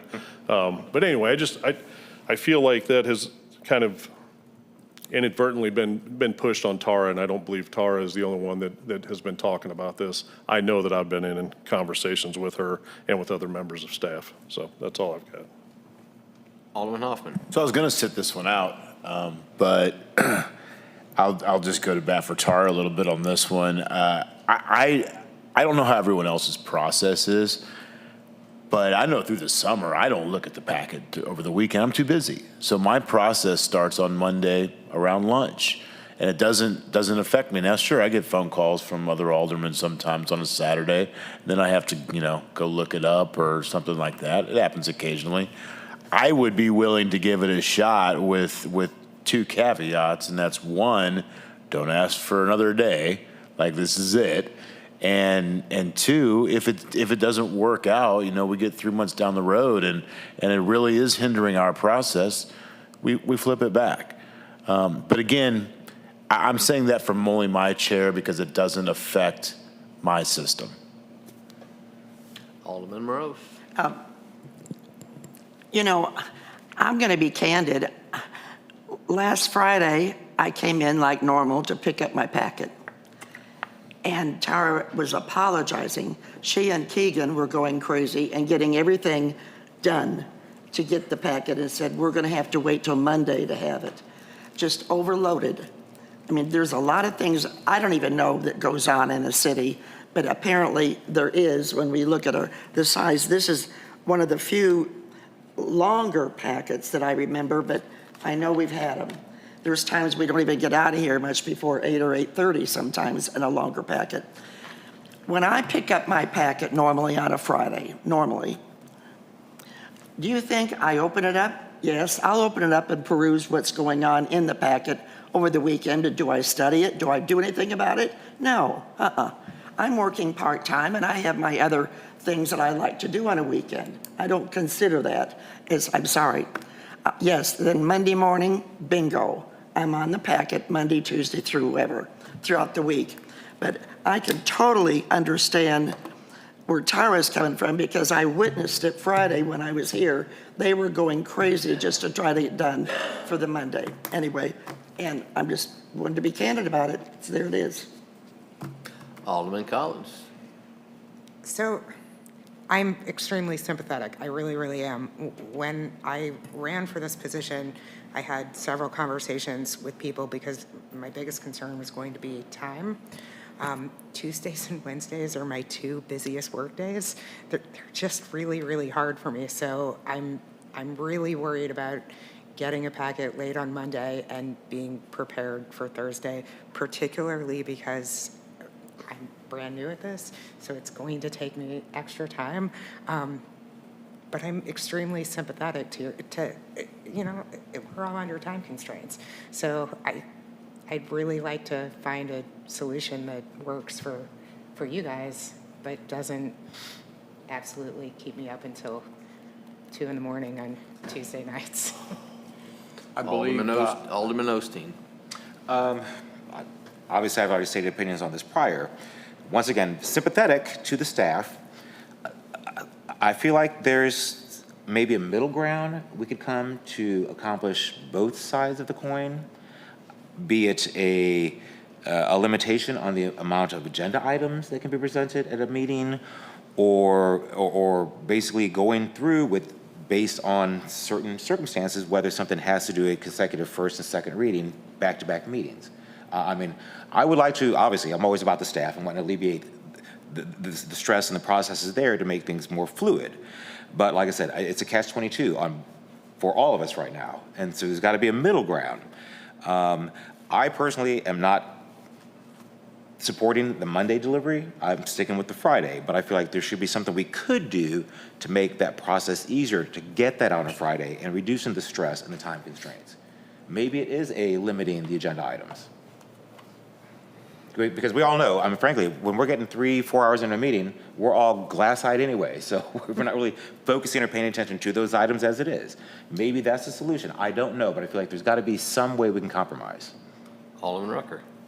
I believe that Ron brought up a point about the reading of the second reading. I believe he's indicated that is apparently an issue. That's the first time I've ever heard that being an issue, other than last week when Tara mentioned to me that was one of the problems. So if that is an issue with the staff, I think, you know, from what I'm hearing from the board is not mandating that it has to be a second reading. I do believe that we've had past problems of board requesting things at the next meeting, you know, and not realizing there was some time. And I think that has been an issue in the past. And I think we're attentive to that. And then hopefully we'll be better understanding of that to realize that, and that's why I brought up what I brought up at the last meeting about the board, and that's the reason I brought it up. And I was hoped that after the issues that I brought up at the last meeting and told Tara I would bring it up, that would give the staff the reason that we're willing to back off from those things, and was totally blindsided when this came at this meeting that now we're going to do it, because I was under understanding if I was in support and would go to the bat for the staff, that they'd be okay. Well, I did that, and then next thing you know, here this is. So I believe there's some, as Bob said, some things that we can do. And I think that I would rather see us continue with the packet being delivered on Friday. And I believe it's up to staff to figure out how to make that work. And if it's to cut off at a certain point, that's fine. And the expectation of the board to not have to have a second reading when there's a lot of changes in the first reading, I think that's already been understandable, and I think we should move forward in that way. Alderman Hoffman. Well, I don't know where we left this, but one of the solutions, I'm just going to throw it back out there. I'm not a pro or con on this, but it was to move the meetings off of Thursday night. And I think that does create a longer window at some point, just a possible option. But again, I'm just going to defer to I look at it as I'm fine with it. But if the board isn't going to support it, then, I don't really, it's not going to affect my process, so. Alderman Osteen. This is just a discussion item. So what would be the next step? The next step would be a motion, correct? No. Tonight is just giving the staff some direction. This is just, there I said, it's a discussion. It would go into some type of decision. I believe a motion would give us All right, staff more we're going to direction. be organized here. Alderman Osteen, So, continue, please. It's an agenda discussion item. The next step from the staffing side would be to come to the board with a motion to change the date. What I'm suggesting to the staff is have our city clerk and our city administrator get together and say, okay, the board is open to perhaps reducing the amount of agenda items or the time frame, et cetera, et cetera. I would say get together and formulate something, because it's my understanding for most of us is that we still want to have that Friday delivery. But how can we alleviate the stress and the time frame? Okay, let's now come back to how do we minimize or put parameters on what information is going into that packet. So I'm just throwing out some ideas, because once again, this is just a discussion. Just trying to find a solution that's going to be appeasable to everyone. Generally, the discussion item, we give the board direction, and the board says, hey, we hear you, let's come up with some other solutions. So, sounds to me that the direction is they still want it on Friday, but within reason, those things that can go on the agenda, and if you can't get a second reading on there, then you don't put it on there, and don't come back to the staff later and get upset that they didn't get it on there. Does that make sense at all, Tara? Yeah, it's fine. We'll just leave it the way it is. We'll just do it on Friday. I'll make sure it gets done. No, Tara, yeah, I think, sorry. I think you're taking it personally, and it's not an attack on you. None of us were attacking. We're saying. Well, Kevin attacked me. We understand your concern, and that's why I'm saying there's got to be a solution and a middle road we can all meet on. And that's why I'm throwing out ideas on, yes, alleviate the pressure from the staff. Let's figure out the time frames. How many items on the agenda? We're open to suggestions to alleviate that pressure. Devin and I will get together and we'll figure it out. All right, we're going to move on. Excuse me, Mayor, I think it's time for me to leave. Okay. All right, do we have discussion item, these board committees? This is something that Devin and I spoke about several weeks ago, and something that she did in Sedalia. I'm going to turn it over to her in a second, but I think it's a great idea. Basically, there was she came to me and said that in Sedalia, they do a program where it kind of involves the board with the different department heads, where they meet on a weekly basis. I thought it was a great idea, so if you want to go ahead and take it, that'd be great. So this was Excuse me if I may, I'm not leaving. I'm not going to let somebody shove me away from a meeting, and I did Alderman not say anything Rucker, bad. you're out of order. Are you staying? That's what I was trying to tell you. Okay, thank you. Please continue, Devin. So in Sedalia, we had committees where this helped foster discussion of agenda items or even operational issues to try to have a good staff-board relationship and get these agenda items before the board, before it became up to the dais, and it could have open discussion. So the idea is that there would be 2 board members to serve on each committee, which means that you don't have to post it as a meeting because you won't have a quorum. And there can be that one-on-one with staff. Be able to ask questions, let the staff bounce ideas off the board. You know, there are some situations where we're not 100% sure, like the fee thing that Alderman Hoffman brought up. You know, that could be something that's discussed in a committee. You know, let them be aware and, yep, that sounds good, and it doesn't have to make it to an agenda. A way to both foster relationships and also be more efficient in business. So I thought this would be a good way to try to improve operations. And City Attorney has some, he would like to add. I was just going to add to this, you know, several of the issues that have come across my desk that have been touchy the last 6 months, a year, have been issues where the board felt surprised by something. You know, staff made a decision, board felt caught off guard or felt like there was a disconnect. And so when Devin brought this up, I really like the idea because it seems like a way to make sure the board is being, you know, without clutter, without making our meetings 4 hours long, make sure that the board is fully aware of everything, that there's at least a board representative being, you know, brought along on regular updates. So for instance, HR policies, not only, you know, we obviously put in the ordinance that you're going to get notice, but that at least one or 2 board members in the area is hearing that, hey, here's what we're looking at. We're looking at making this department change, or this policy change, whatever that Parks is thinking about passing the credit card fees along, and so that way, if that decision, you know, if something gets discussed and a board member goes, hey, wait a minute, whoa, that there's that opportunity to have that conversation, so the board doesn't feel like they're finding out about it after the fact.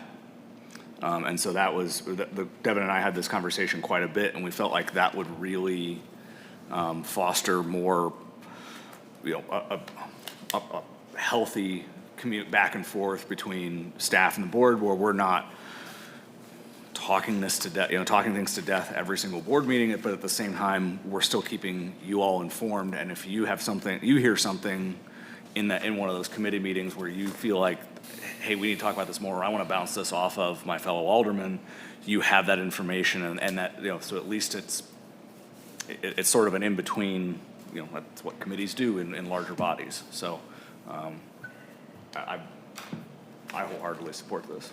And I do too, and then we talked too about giving the opportunity to meet a couple times, possibly a month, but then, you know, once each meeting, we would have one of the 3 different departments basically give a report and what they've learned by working with staff. So anyway, with that, comments or questions from the board? Alderman Osteen. No, I love this idea. But once again, I'm all about the parameters. So come back with more parameters on how this would work, as far as these are positions appointed by the mayor,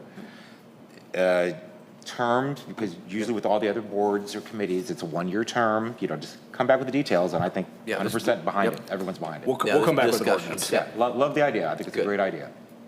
Alderman Rose. I'm totally in favor of this. I think it's a wonderful way of being transparent as far as with the staff. So many times we hear things that are going on from one staff member, and next thing you don't know, that's not what's happening, and things get distorted. And if we are here as a board member, as part of a committee, I just think that's a great relationship, and I'm definitely in favor of it. Absolutely agree. All right, very good. Alderman Hoffman. Not quite as excited as the port side of this vessel. What are the committees? Public Works, Public Safety, Finance Administration, each one of them. I did not see that, I'm sorry.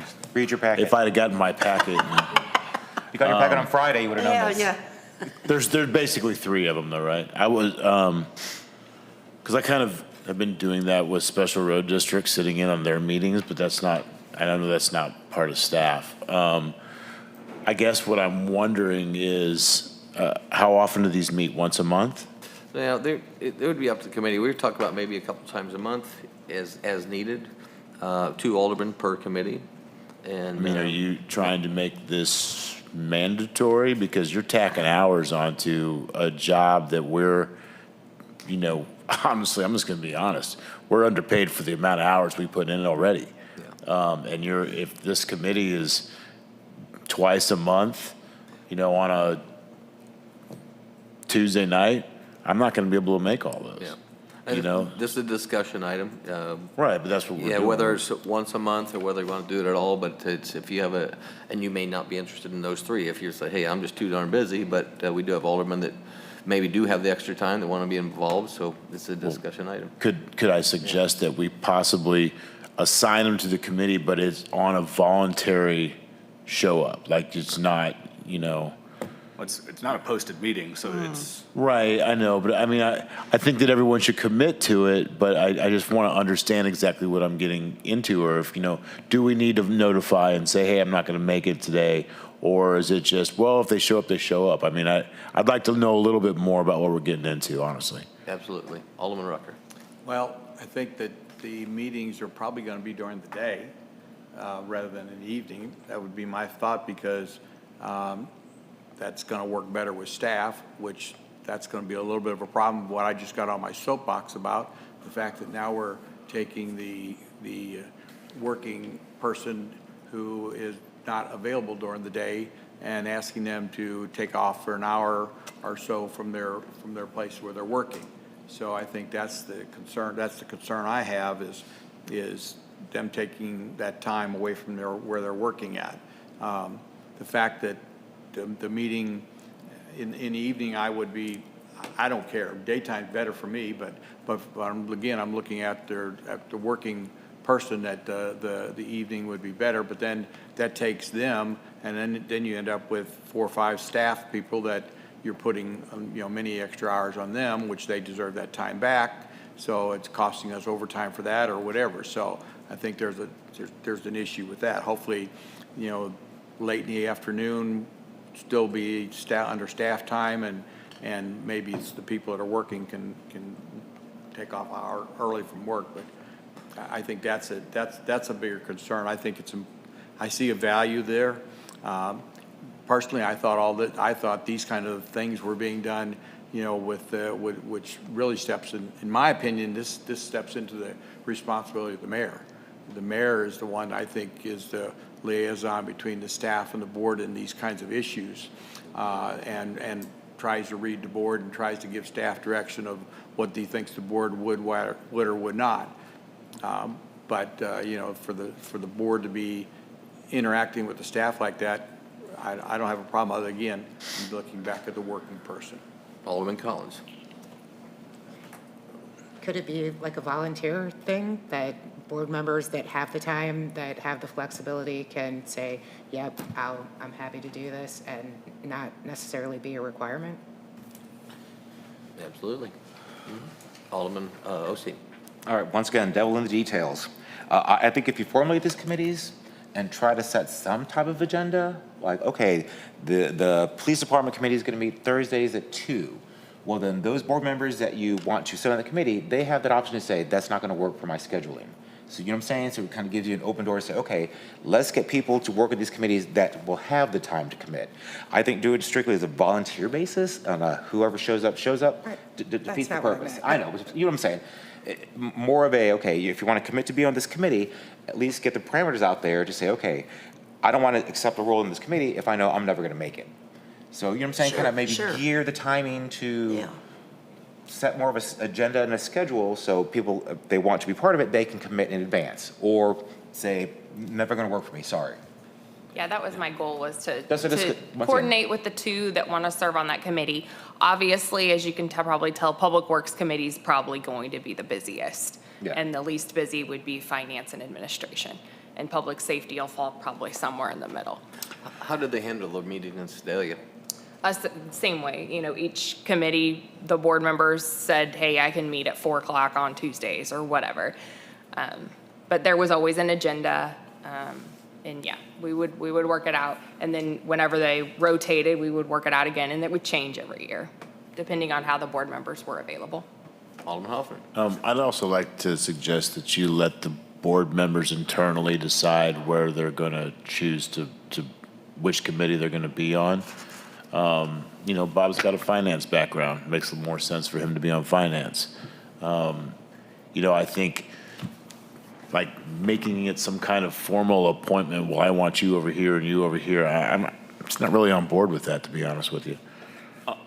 Cole. I'll think on that and try to come up with a solution. The one caveat is whatever we do, you got to cap it at 2. So we're not, Right, we sunshine. don't have quorum issues. Yeah. And then the other thing is, I meant to mention earlier, but Alderman Osteen, back during strategic planning last year, we discussed, I believe it's 105, 190, or 115, 190. There's the ordinance that says that the board members shall not, and I'm paraphrasing, but meddle in the affairs of individual departments. And this, so I think that this is actually kind of an outgrowth of that conversation. And this also I would wrap that ordinance into this, because that also creates a mechanism for board to interact with departments in a structured way. That's not, you know, so it's not, you know, so there's no, because you said devil's in the details. What's direction? Asking for information is saying do this project, that kind of thing. So I mean, I think that goes hand in hand. That ordinance goes hand in hand with this conversation, and we will take some time. I promise it will not be on the next agenda, but we will take some time to try to hash out suggest some details. And anytime you see one of these ordinances come up that is new from us, it's our suggestion. It's what we came up with. We're not always really attached to it. It was our best attempt at it. But we'll take a stab at it and see if we can come up with. But I also figured it would be a figure out which 2 board members are on, when are you both available, that kind of thing. Very good. Excuse me. All right, Alderman Rose. Devin, was this something that you all experienced in Sedalia? Did you do that in Sedalia? These committees, the committees, yes. And it worked out? Yes. Okay. Thank you. You're welcome. All right, we're going to move on. Motion to allow the sale of surplus salvage at Public Works. City Administrator Devin Lake. So Public Works came to me and they have a significant pile of scrap metal and pieces of old signs. I included pictures, some old panel stuff from lift stations and stuff like that. Anyways, it's not fit to auction or do anything else with, so we would like to have permission to take this to salvage. All right. Any comments or questions? Seeing none, do I have a motion to approve? Motion to approve. Alderman Hoffman, do I have a second? Second. Alderman Rose, all those in favor? Aye. All right. Sell the stuff. Thank you. Enjoy the $14. All right, next we have Resolution 2025-11, a resolution appointing to Board of Directors of Osage Beach Commons Community Improvement Districts, Celeste Barella, Alderman. I'm going to kind of tell you a little bit about this with the boards that were left vacant from Alderman Ross. We kind of sat down and looked at them with Cole's help and Tara's help, and there's boards that are necessary that members that are part of, and we're trying to get one of the members from each district to be part of that. So that's where we came up with the number. Each ward. Yeah, each ward. I'm sorry, what did I say? District? District, yeah. Yeah, each ward. So that's where we came up with it, and the first one is the Commons, Osage Beach Commons, and so Celeste Barella was going to be the person to take that over if it's approved by the board. Alderman Rucker. I thought that on all these situations, because I remember I brought this up a year or so ago to change it, to do this, I'm in support of doing it, but I thought that it said chairman of the board, or president, not president of the board or chairman of the board, so and I want to move forward with this. Do we need to do something to change that wording in those agreements? Our agreements appointed Alderman Ross, and Alderman Ross was appointed. Now, he was appointed because he was selected as opposed to Alderman Hoffman or Alderman Rucker or Alderman Roast because he's the president. That's why he was picked out of the six of you. But he's not, you don't appoint an office to an office, you appoint a person. So Richard Ross was the holder of these seats. Interesting, because I had. We may have listed his title, but. I had requested that this be done like this, and thought I was instructed that those agreements said it had to be the president of the board. No, it was. Chairman of the board. It was that he had been appointed, and for a term. That's great. Yeah. I would have supported this a long time ago. I don't think any of these terms have expired since we've had that conversation. Alderman Hoffman. He was appointed to all four? Yes. As the president of the board. There was a tradition that was here before I was, that was the president of the board, it was the mayor, the city administrator, and the president of the board were always the three city seats. And there was a discussion, I think, at my first strategic planning, so almost 2 years ago, that the board would rather see it go a different direction because we had just done Oasis at that point. And go to the per ward. I remember Alderman Morose speaking up about it and saying it should be somebody who's, the project's in their ward, it should be them. And it hasn't come up yet until now. So that's why it's only now happening, because Alderman Ross's terms were still active from when he'd been appointed. One of these meetings? Rarely. Clearly.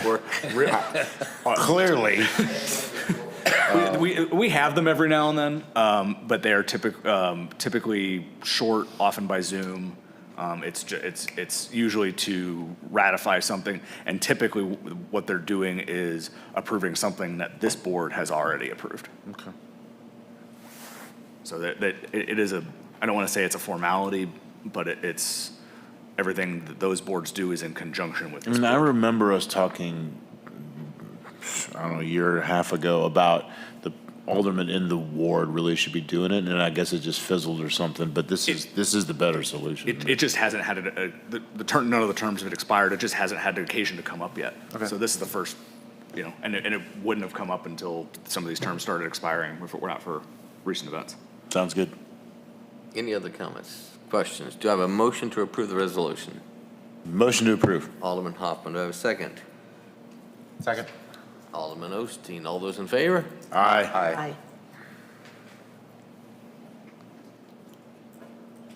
All right, next we have resolution appointing the Board of Directors of Lakeport of the Oasis Community Improvement District, Justin Hoffman, for a meeting every day, every week. I can't wait. We'll be holding them at the top of the Ferris wheel. I'm sorry. For a motion to approve. Anyway, comments or questions on Alderman Hoffman taking this over? Seeing none, do I have a motion to approve the resolution? I hope this one meets all the time. I motion to approve. Alderman Osteen, do I have a second? Second. I don't know who said it. Morose got you by a hair. All those in favor? Aye. Congratulations, Alderman Hoffman. Thank you. Motion to approve 25-13 resolution. Next, we have covering 2513. We have a motion to approve already. Do I have a second? Second. All those in favor? Aye. All right, that already also done. Last one we have is Resolution 2025-14, a resolution appointing the Board of Directors Arrowhead Community Improvement District, Phyllis Morose. If I don't have Motion any to approve motion, resolution 25-14. we have a motion to approve Alderman Rucker. Is there a second? Second. Alderman Osteen. All those in favor? Aye. All right, we're done. All right, we're good. What's that? Did I miss one? No. Oh, yeah, but as far as business. All right, staff communications, we're going to move on to City Administrator Devin Lake. I'll make this real quick. First of all, I want to thank April, congratulate April. It's her birthday today. Oh, happy birthday. We got you cupcakes. Secondly, I wanted to bring up and see if you guys would be okay with moving forward with doing our strategic planning on July 23rd of this year. That month has 5 Thursdays, so that would help Tara and me and Cole and staff to not have an agenda that week. If you guys are open to July 23rd for strategic planning. We also have 5 really good candidates for Public Works Director. We're doing interviews next week. So that looks very hopeful. We have some very, very good applicants that have Public Works experience. So that's all I have this evening. Add on to that too, we've asked Alderman Barella from the board to be part of those interviews, so just FYI, she'll be the go-to person from the board. Oh. All right, Assistant City Administrator. Yes, Mayor. Birthday girl. Yeah. Thank you, Mayor, members of the board. In honor of National Public Safety Telecommunicators Week, I would like to recognize the Osage Beach dispatch team for all their vital work they do behind the scenes. Thank you to Lexi, Wendy, Haley, Melissa, Tyler, Reagan, and Ben. And then we held 4 interviews for Public Information Officer this week, Jamie's replacement, and great applicant pool there as well. And we hope to get, maybe by the end of May, hopefully someone in there. Worth noting, though, we have had applicants comment on how awesome our website is. And these are people who are in that business, so to have them comment in that way is a testament to Jamie's. I mean, it's evident that they are looking at our website and our social media channels to determine if we're a good landing point for them and their families to live and work. And we had a couple people go on and on about that, so thank you, Jamie. And I didn't get to speak earlier. I was trying to get the mayor's attention during the packet chatter, but he was trying to keep order, and I didn't want to holler out. But just to, even though the city clerk's office has increased their staff by 1, just want to point out that Keegan is still training the new billing clerk, and she's also filling in for the AP clerk who's out on maternity leave. So Tara hasn't even got to realize the effects of Keegan yet. Also, there's more to the packet than just changing 10 days to 20 days. There's new items. There's more to it than that, but just didn't get a chance to say that and wanted to mention it. So that's all I have. All right. Thank you. Sorry I didn't see you. That's okay. I'll hold All right, thank you. All right, Tara. Oh, I'm good. I don't have anything. Cole. Nothing tonight, Mayor. All right. Chief Davis. Sergeant McCory graduated from Police Command College last Friday, so Devin and I went up for graduation along with Lieutenant O'Day and his family, so that was a neat event. We have an offer letter out for a police officer recruit, that will put us at full staff, so hopefully she'll accept. And then we also have a communications officer offer letter out, so that puts us up to 6 in there, I think, but we're losing 1 in the end of May, so that's it. Thank you. All right, Ron White, got anything? I know we've been here a while, and in recognition of the National Public Safety Telecommunicators Week, I did share a story with the dispatchers this week, and I'll shorten it quite a bit. But what I had learned through one occasion several years ago, I'm sure it was during COVID, because we only had 1 dispatcher working at the time, but there were a lot of sirens and engines roaring past my office, so curiosity got to me. So I went over to dispatch, stood in the corner, and just kind of watched what was going on. We had a dispatcher there that had been here several years, and watching her multitasking was just out of this world. I'm not real good at multitasking. I can get out in left field in a hurry, but that's about, not literally, but speaking wise. But anyway, she was responding to the officers, and I found out that they say the time on everything that they talk about, and she's sending ambulance and fire trucks and police cars, and when she sends these fire trucks, she's grabbing fire trucks from another jurisdiction to stage in this jurisdiction, just in case they have an emergency. And all the time she's doing this, it's complete chaos. Well, she would, when there was just a lull for a second, she'd turn and say, well, the reason I'm doing this is like we're sitting there having tea and crumpets. I mean, just the sense of calm that she had. I have complete admiration and respect for those people, and I just want to say I really appreciate what they do for this community and for this lake area. Very nice. All right, very good, thank you. Maddie, Very you have anything in HR? Ditto on the thank you to dispatch, and I have nothing else. All right, Eric Gregory, Parks.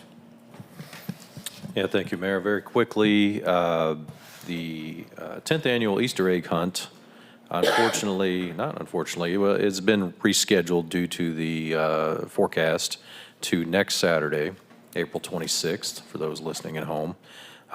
Same thing, same schedule, and we'll be sending out an update on social media. Little League practice is going on. Everything is scheduled, and we're going to be sending out the game schedules. They have been sent out, actually. We sent them out today. So the sand volleyball courts have been brought back to life, and we have a lot of happy people using those. We're going to add a little bit more sand, but otherwise they're up and going. Happy that. And then the disc golf is hopefully going to open in May, maybe by mid-May if all goes well.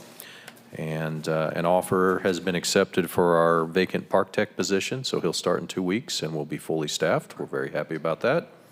And I just wanted to say thanks and compliment our new rec specialist, Caitlin Schultz, has been doing an outstanding job. And I was very thankful that she came on when she did, because Little League and everything for one person is quite a bit. But that's all I have.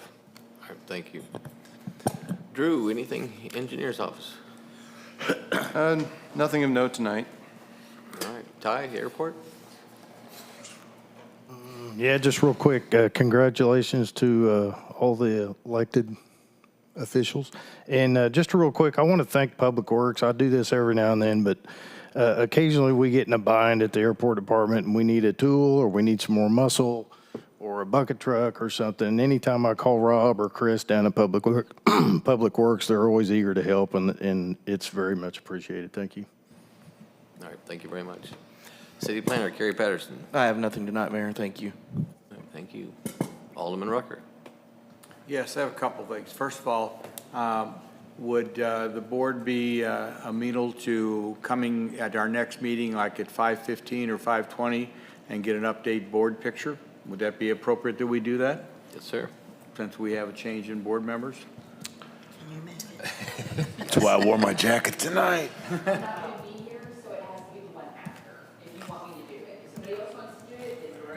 I don't care. I just don't want it to get lost and want it to be does, yeah. months from now and all of a sudden we haven't done it. It's not, I've already talked to Alderman Collins, so she and I need to get together and coordinate that. I'm gonna do her at the same time that I do you guys, but if we can do it the second meeting in May, I would prefer that.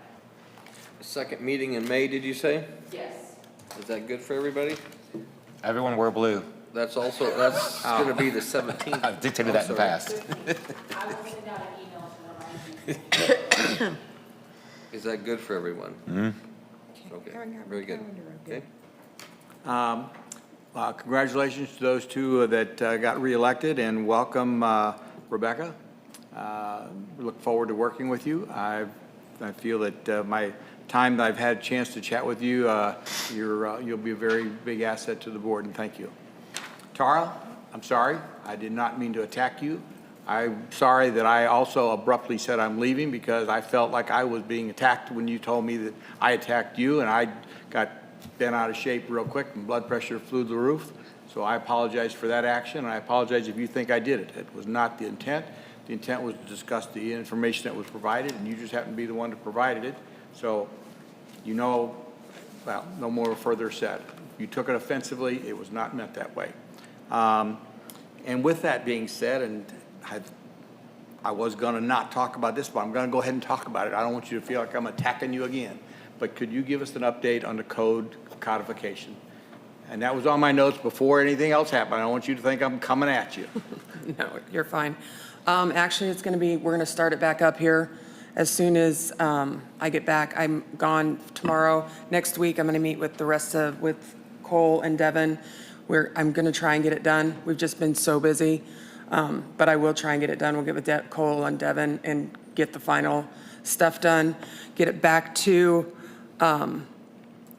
ICC, or not ICC, General Code. So I'm hoping to have it to you by, give me till October. So it's in our park, it's not in their park? No, it's in our park. It's in our park. We have the ball. there's still a lot of stuff to go. I went through, Cole and Devin and I will get it done. I will have, hoping by October. Give me till October. Now, just while we're on that same topic, the website is up to date Yes. with the codes. It's not codified, but it's up to date with the codes. Yes. Because there was a time we were a little bit, Yes, but now if you bring in your code book, I have the paper copies. So bring your code book in and give it to Angie, and she has all the paper copies. So anybody wants their code book codified, she has all the copies. I got those in last Tuesday. So bring your code book in if you want to. I'll shoot out an email to everybody and let them know if they want their code book codified. Bring it in and she knows what to do. thank you, that's all I have. Alderman Hoffman. Well done, staff, on getting people hired and not just sitting on things. Man, I'm just so happy with how that process is now from when I first started.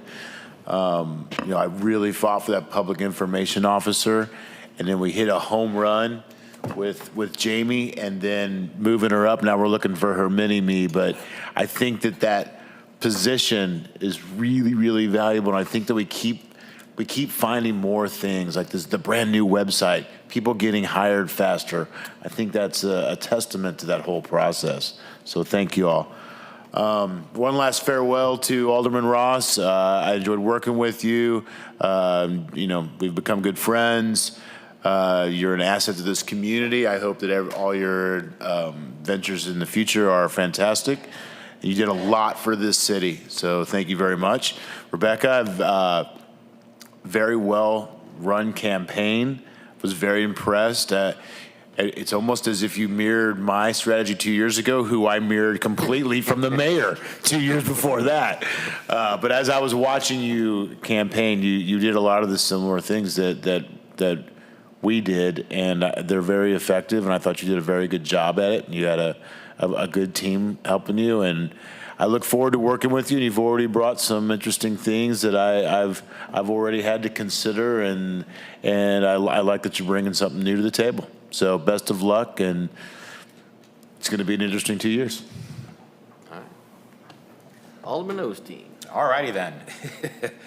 First of all, I am honored to have been nominated and elected as the president for the Board of Aldermen for the city of Osage Beach. I will be the first person to say I do not always get it right. I have sat on this dais many times and stated verbatim that I'm just a man with an opinion. And I've been fortunate enough to have a public forum that I can speak that opinion, good, bad, or otherwise. So I will continue to serve my community and serve this board and continue to do what I believe is in the best interest of the city, good, bad, or otherwise. So thank you. That's all. Thank you. Alderman Rose.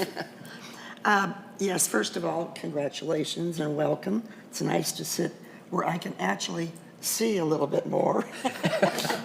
No disrespect, but anyway, Richard would laugh at that. Drew, has anything been updated about the flagpoles for out here? Have they been ordered? So yes, I received the quote and I think approximate time frame. Would you like to hear that now, or should I email you all later? Later. Okay. Later. Okay. I had a nice little drive the other day, and I don't know how many times any of you go down to our city park, but I had not been down there for a while, and it really, really looks nice. I was impressed with the white rock driving down, and then guess who was mowing? Not Bob.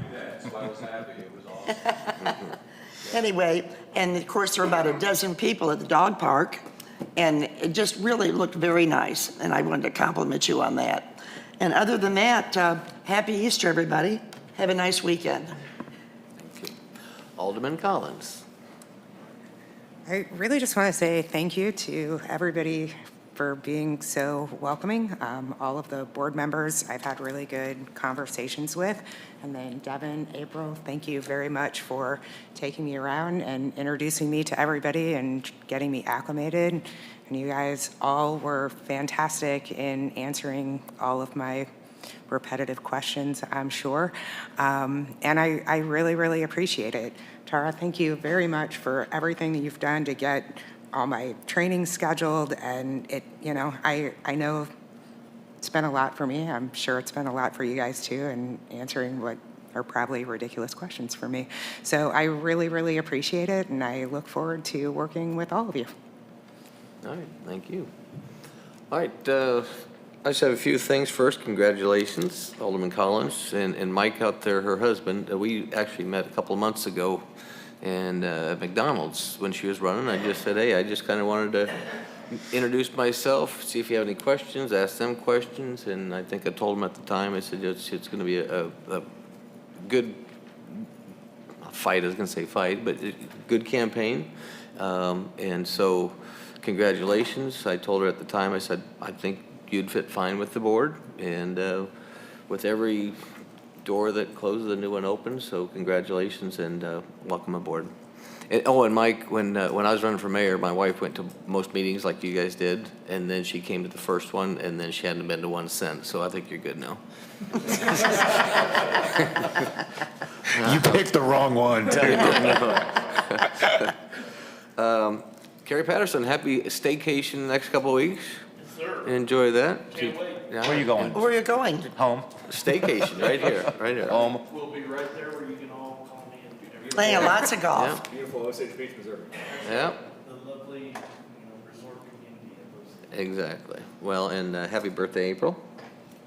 And then I was going to tell you, I just got a text a little bit ago, and I normally don't look at my texts, but I thought you'd want to know this. It's from Stephen George, and but he's part of the Shriners here in town. He said, hey, our Lake of the Ozark Shrine Club wants to donate 2 bikes for the Easter egg hunt golden ticket type.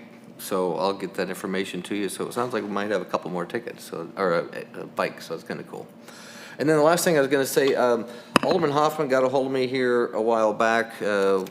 Lake Regional invited us out. Their cancer center, they have a piece of equipment that I'm looking at the letter here.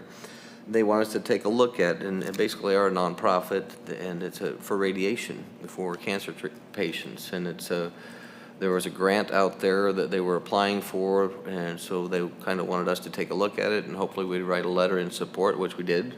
But they do a wonderful thing out there, and I'm thinking the life of the machine is 11 years, and it's 11 years. And it's still running, still doing well. They're doing about 40 radiation treatments a day on that thing.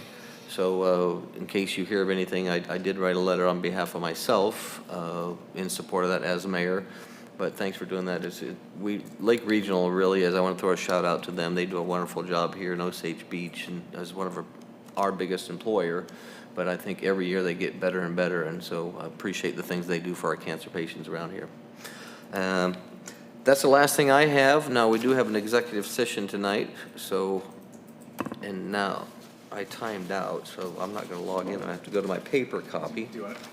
Nope, I got it right here. I got a paper copy backed up for just such an event. But notice is now given that the agenda includes for a roll call vote to close this meeting as allowed by Resmo Section 610.0213, hiring, firing, disciplining, or promoting of particular employees by a public governmental body when a personnel information of the employee is discussed or recorded. So do I have a motion to move into closed session? Motion to move into closed session. Alderman Hoffman, do I have a second? Alderman Rose. Roll call vote, please. Alderman Rucker? Yes. Alderman Rose? Yes. Alderman Osteen? No.